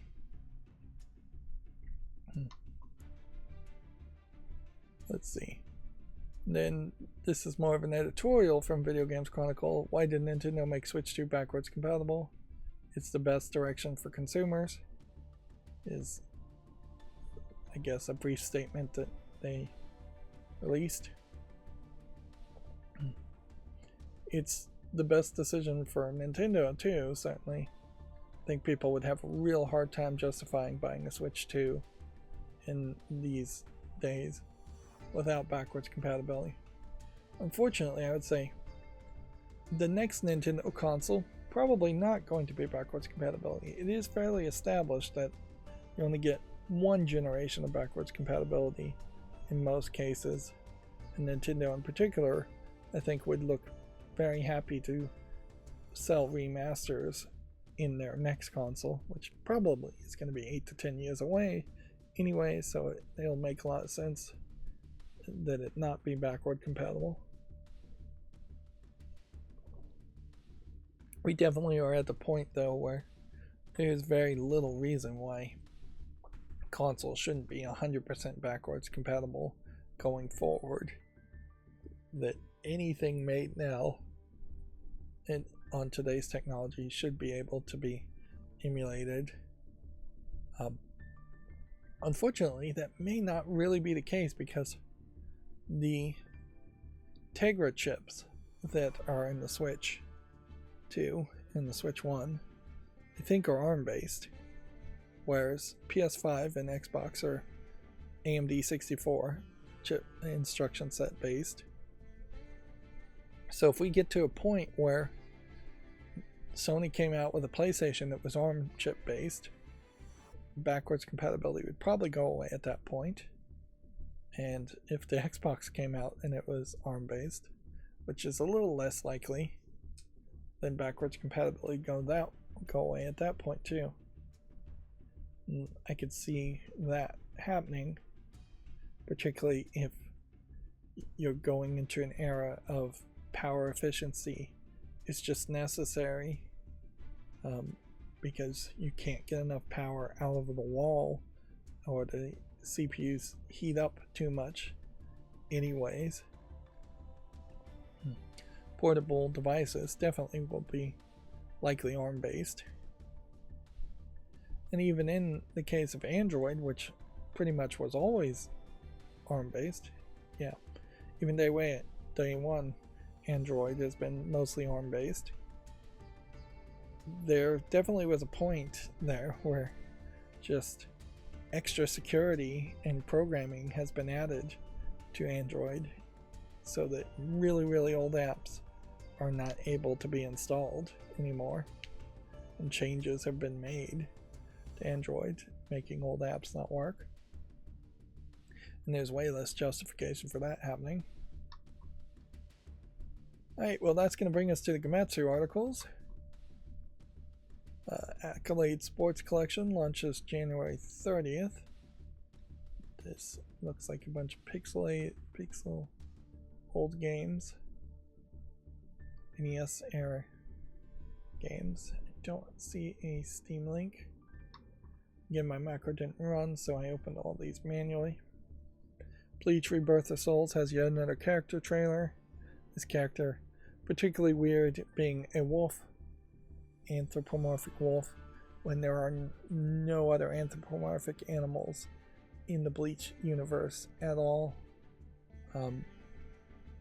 And they kind of explain it, I think, a little bit in the Thousand Years Blood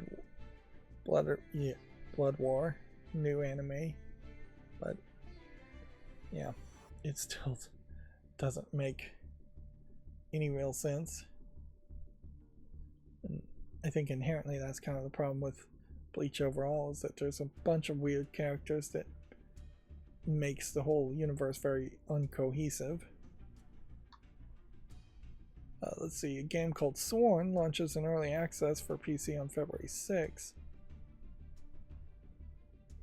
Looks like it's perhaps a dungeon crawler type game. Roguelike action game is what they call it. Stronghold Crusader Definitive Edition has been announced for PC. This feels like this might be an older game being re-released.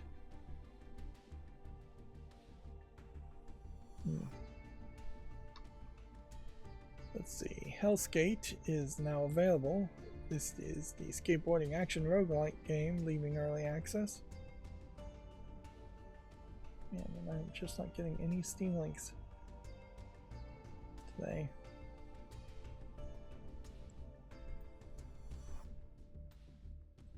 Not finding any of them. That being said, it is unfortunately the case that the most recent ones are not particularly positive. I wonder if this is a case where it's leaving early access in an unfinished process. Let's see.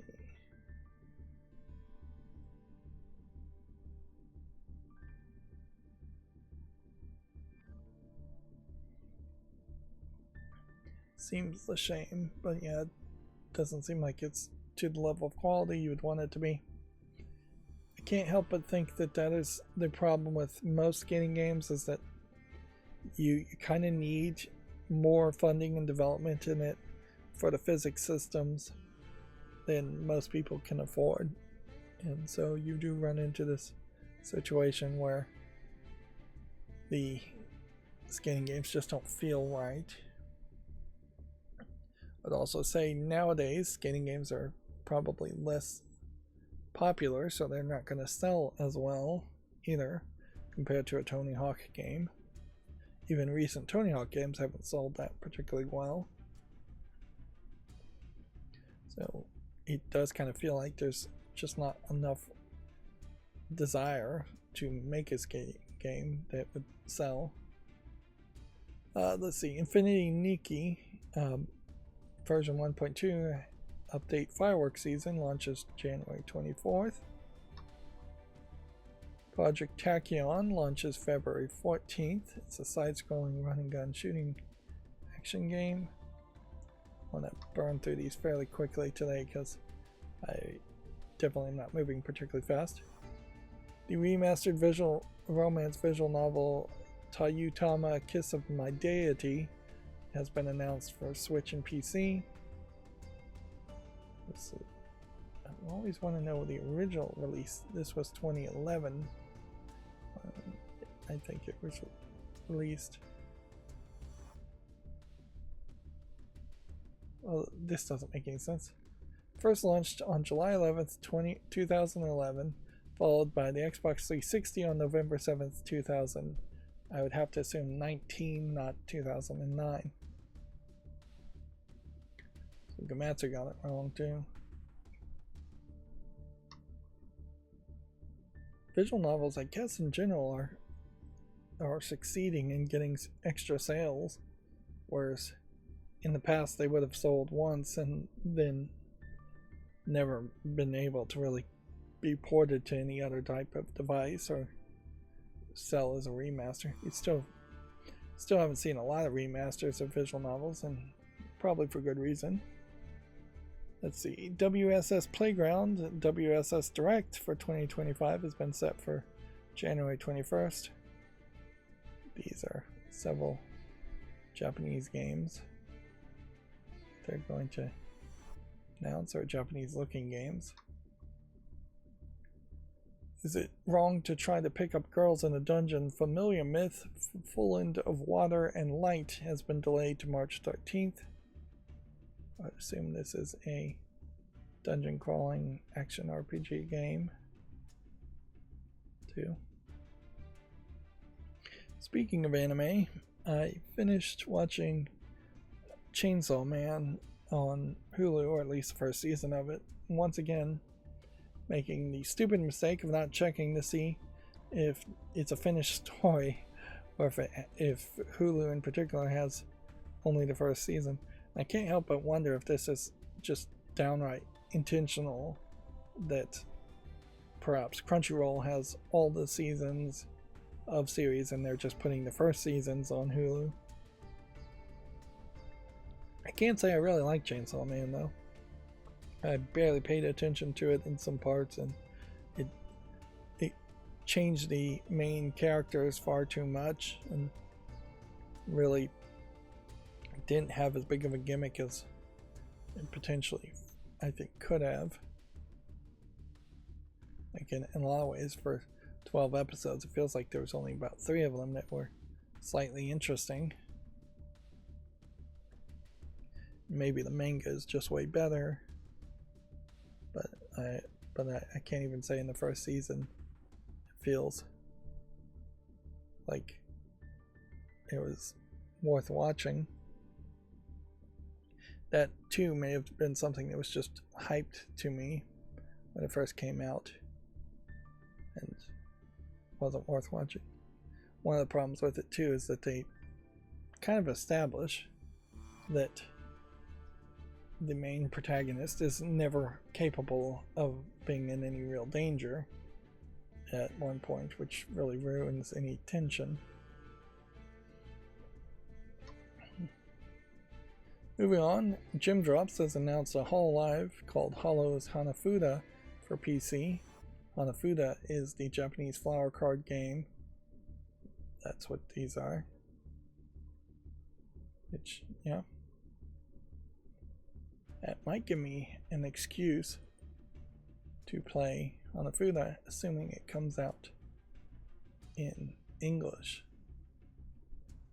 and showing off. Yeah, it's coming out in English, so that would give me an excuse. Don't really care about the Hololive part.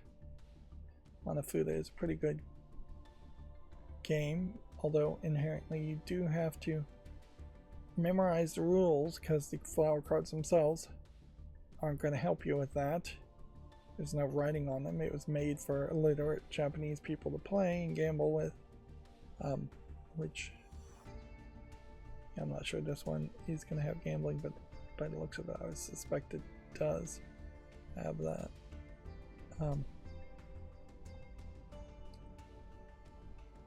Yeah.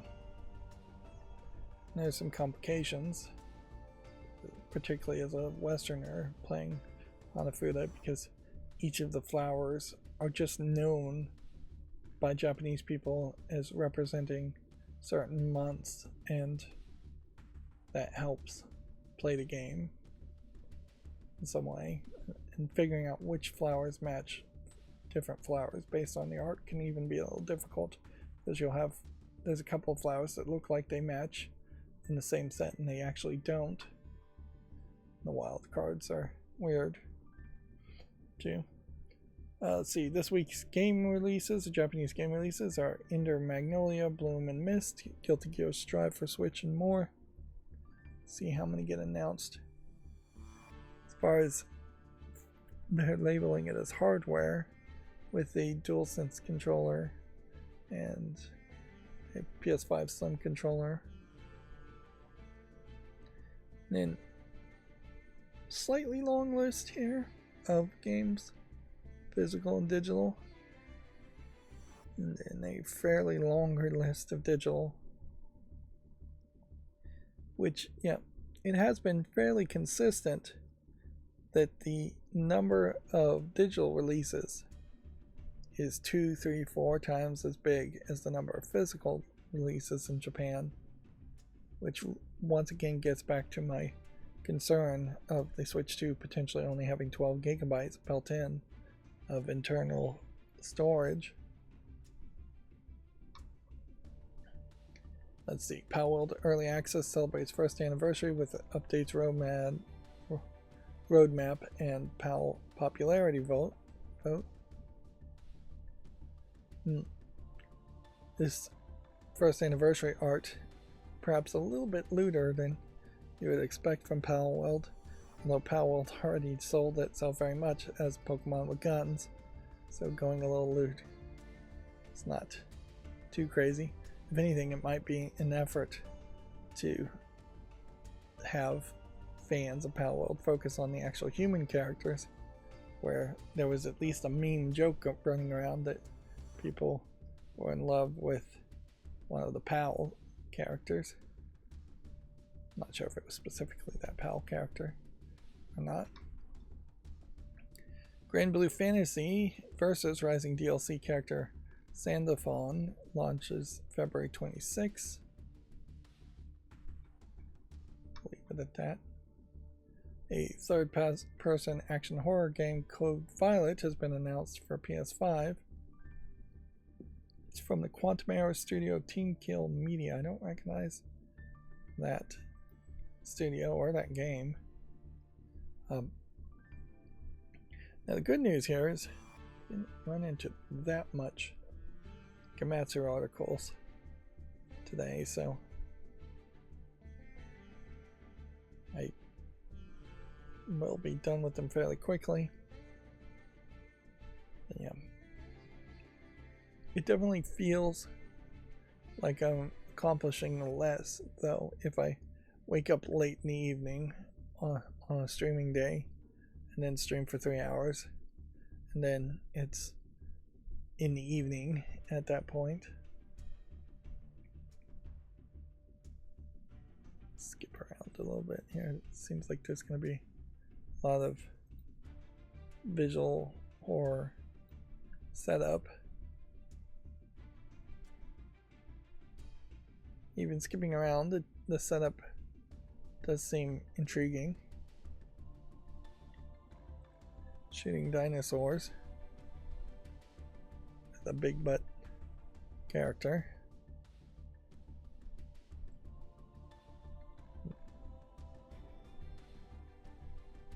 Seems like almost at this point it's worth pointing out that anytime you see a big butt character,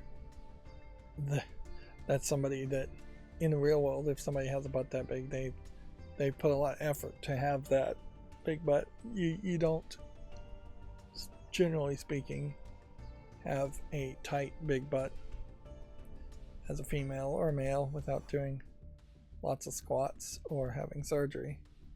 You either end up with generally almost having no butt at all, or a huge flabby butt, which usually is accompanied by a lot of fat and flabbiness everywhere else. The hip to waist ratio still is kind of ridiculously exaggerated. But yeah, ignoring all of that, running around shooting genetically modified dinosaurs is not a terrible thought at all. You certainly could think of something like that to get into the era of a Resident Evil game.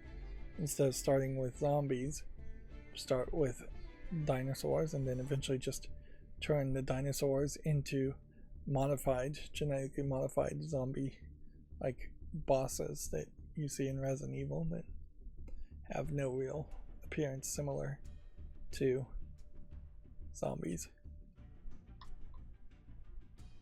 Let's see, we already talked about Accolade Sports launching January 20th, 30th. Whisper Mountain Outbreak launches Q3 of 2025. It's a co-op survival horror game. Don't recognize this one either. It's got pixely art, which probably would make co-op and netcode pretty easily. That being said, this feels very much like streamer bait type game. It still doesn't work because it would just be too bloody and too dark.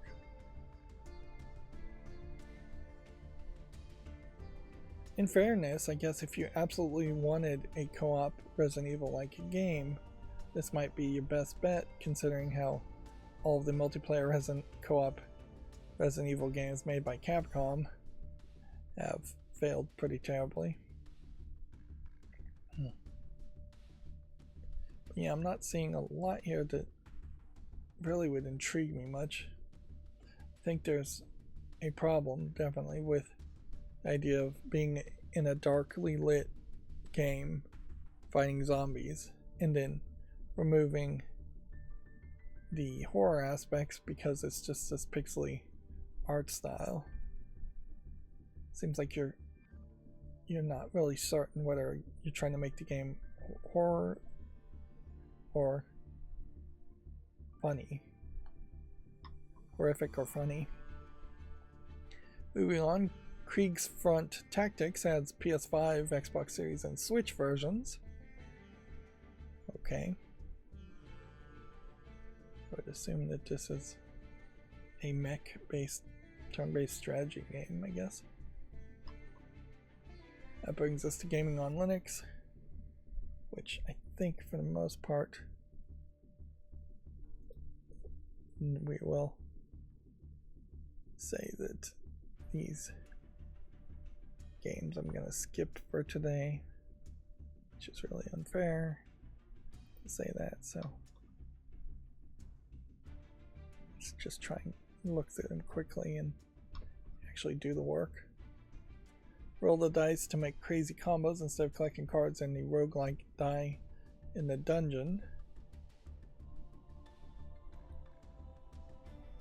We already have that on the follow list. A lot of these are probably old. On a massive space station spiraling out of control, the action roguelike Cat and Notch is full of cosmic horrors.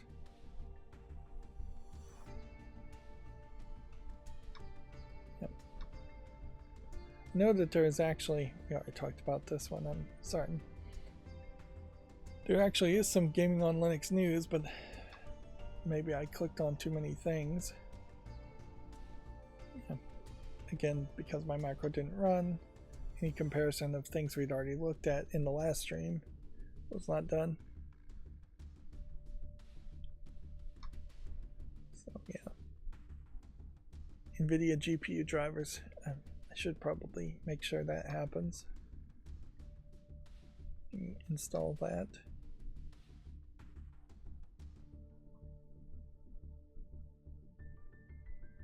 Broken Alliance from Death in Texas is now in early access. It's a love letter to Heroes of Might and Magic.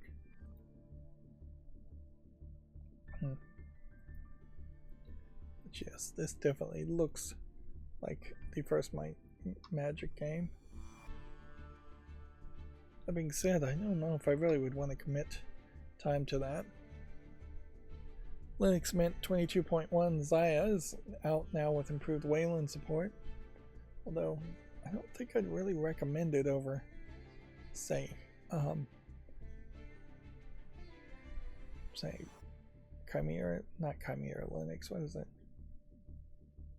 The one that's actually succeeding fairly as a Steam Deck Steam OS alternative. But yeah, Linux Mint, even with more Wayland support, is still going to be very much a operating system designed for people who want a Windows experience to run Office software and things like that. First and foremost, which is not really where I think most people are buying computers and installing Linux on it. I think nowadays SteamOS works for most people pretty well.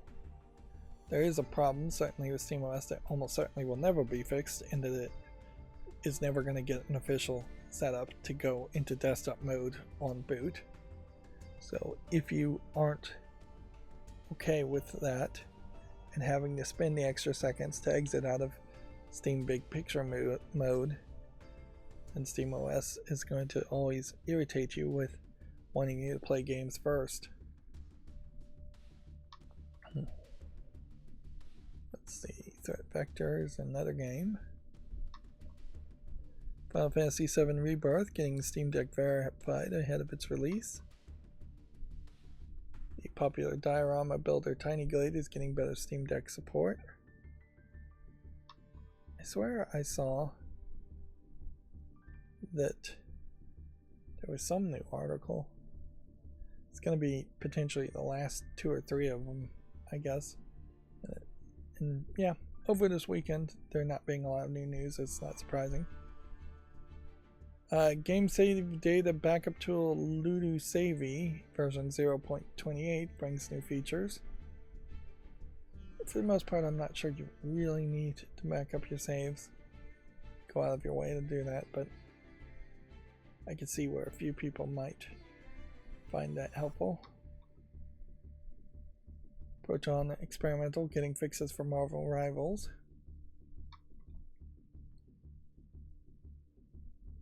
Apparently, Intel and NVIDIA drivers are holding back a public SteamOS release. Yeah, that's an old story too.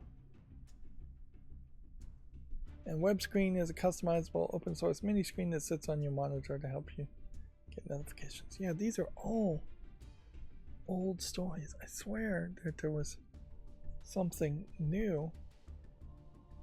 Let me look on my phone because I also have like the RSS feed for gaming on Linux, and I swear I clicked on something over the weekend and saw something interesting.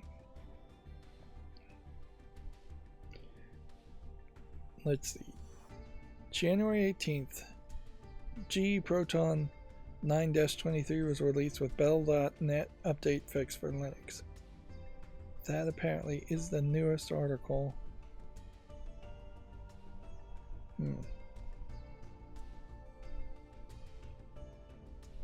So, yeah. I guess maybe I'm missing something there. But yeah, over this weekend, not a lot of new news. We can go through GameDeveloper.com very quickly, where Crafton is aiming for bigger franchise IP and publishing expansion. Microsoft filed a patent for altering the narrative experiences with generative AI.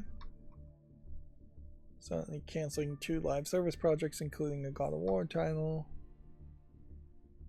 UK Games Fund nets next level £5.5 million funding for 2025 to 2026.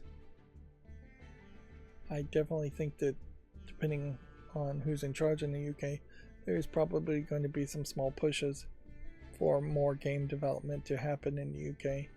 It'll be an extremely slow process though, and yeah, the UK itself is just not that big of a landmass with that many people for it to disrupt the worldwide gaming industry that much. Let's see. Apparently the original Donkey Kong Country Returns devs were omitted from the credits. We talked about that. And then Second Dinner hopes Marvel Snap will return within 24 hours after the US ban. We've been working around the clock. Yeah. Inherently, though, I can't assume this is anybody's fault other than ByteDance being petty. Yeah. And I would hope companies learn their lesson here and stop doing business with Chinese companies and taking the influence peddling option, but I bet that's not the case. Inherently, I think that there's gonna just need to be some major changes on how investment goes in the United States to correct this imbalance where there's a lot of people who either are trying to gain political influence by owning companies or owning parts of companies, or people who are just trying to make massive amounts of profits unchecked. Both of those are very rapidly ruining the United States economy, particularly for lower class, middle class people. There really is no middle class, but poor people in general. But certainly isn't, in this case, even helping new, still relatively successful and rich companies. Moving on, let's go through all the new games on Steam very quickly, and then we'll call it a day. So, again, I manually opened this, so this is going all the way back to 2016, which probably means that the majority of these games that I'm going to go through at the front here are things I've already looked at, moving the 27th to the 17th.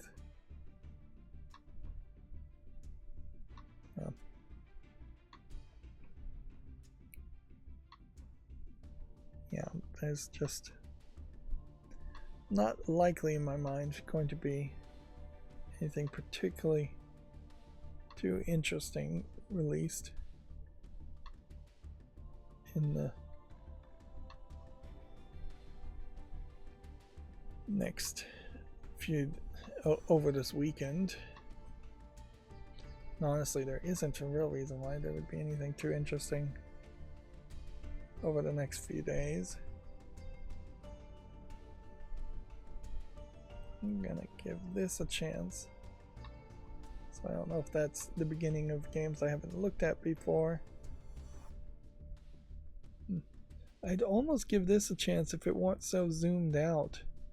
The idea of playing as an ice skater is, I guess, an evolution of skating games, and perhaps maybe that's something that would help skating games, is that if you had ice skating on top of street skating, that would be completely different animations and completely different move sets in most cases.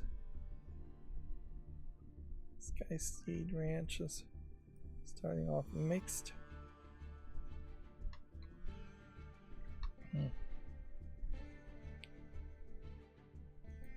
Here's a great example of a game that I probably would knee-jerk reject, but it also looks exactly like a old Zelda game, which is exactly something I would want to give a chance to. I can't help but feel like my instincts have not been honed well enough. We're also seeing what feels like a lot more political games just being allowed. I can't help but wonder if that isn't exactly what we're going to start seeing. Although Valve, I think in particular, has no good reason to allow political games that are just so overtly political or referencing specific people, because I don't think Valve is going to get any of it. Here's another one of these games where there is almost certainly an uncensored patch somewhere. The character's just having giant boobs for no other reason than that. Same may be said for this game.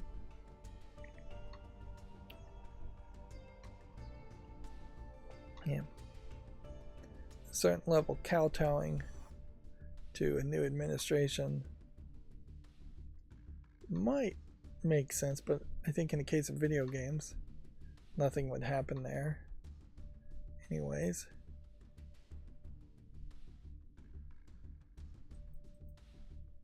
And allowing those games on the Steam is just going to lead to flagging campaigns or the realization that they're scam games. It's not going to actually contribute to anything. Here's another example of a game where if you are a huge fan of Final Fantasy games, these might be worth looking into, but to me they just fall under the RPG maker category, of which I have no interest. At a certain point, I guess, since I can't really tell. And none of those games ever come back to me. It's not like somebody says, no, I skipped something amazing. Even playing the re-releases of Final Fantasy 1, 2, and 3, it's not something I'd ever really do, I think.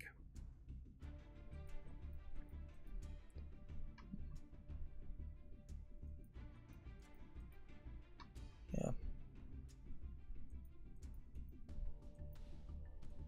Sokoban box pushing games. Still seeing a decent amount of those, although I'll say that looks good enough.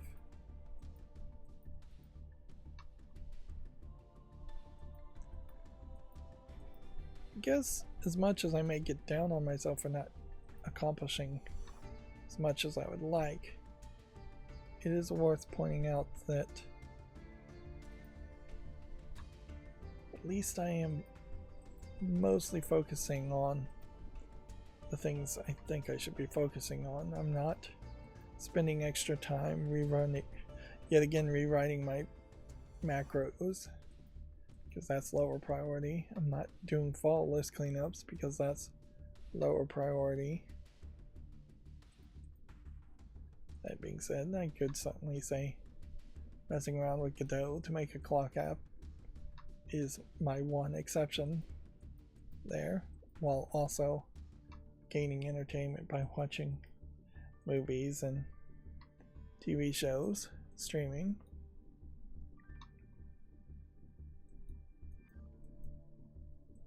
Yeah. I am concerned that I may approach very quickly a point where I have fully decluttered and cleaned the house, and then the next step of trying to rent out rooms is going to fail miserably, or just take forever. Although really shouldn't.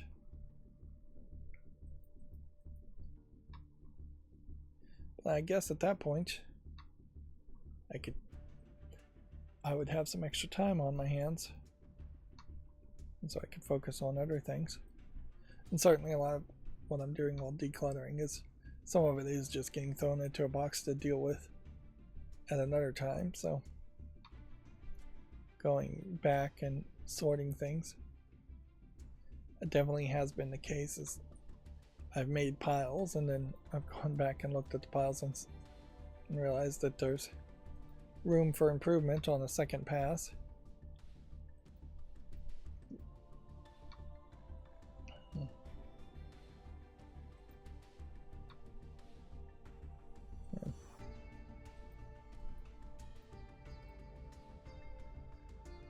See, why is that one already on the fall list though? Still seeing a lot of meme games. Still seeing a lot of garbage games. Seeing the occasional garbage stickman game. Here we're at our third political game.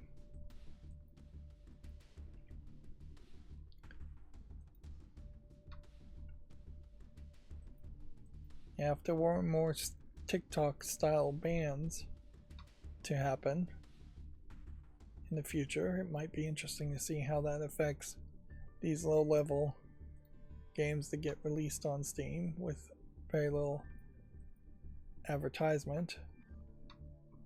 Although I imagine it would never significantly affect it because they would continue to mostly work out of other countries.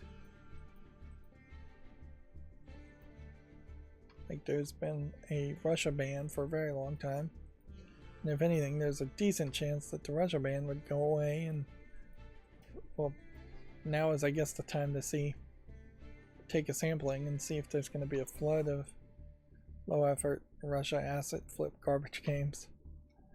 If that did happen, if the ban went away. I love Metroidvania games in particular, but even with the Godot engine, I can't imagine that I would be anywhere close to even taking the first step of making one. It's a lot to commit to, certainly, a Metroid game, because you're saying I'm going to have multiple abilities or keys of some sort for multiple areas. I'm going to have multiple bosses. That's where you're really getting into the point where a single person project is not going to go particularly well when you have to create that much content and that much programming. That may very well be why Metroidvanias are often best done by at least medium-sized developers, companies. Alright, well,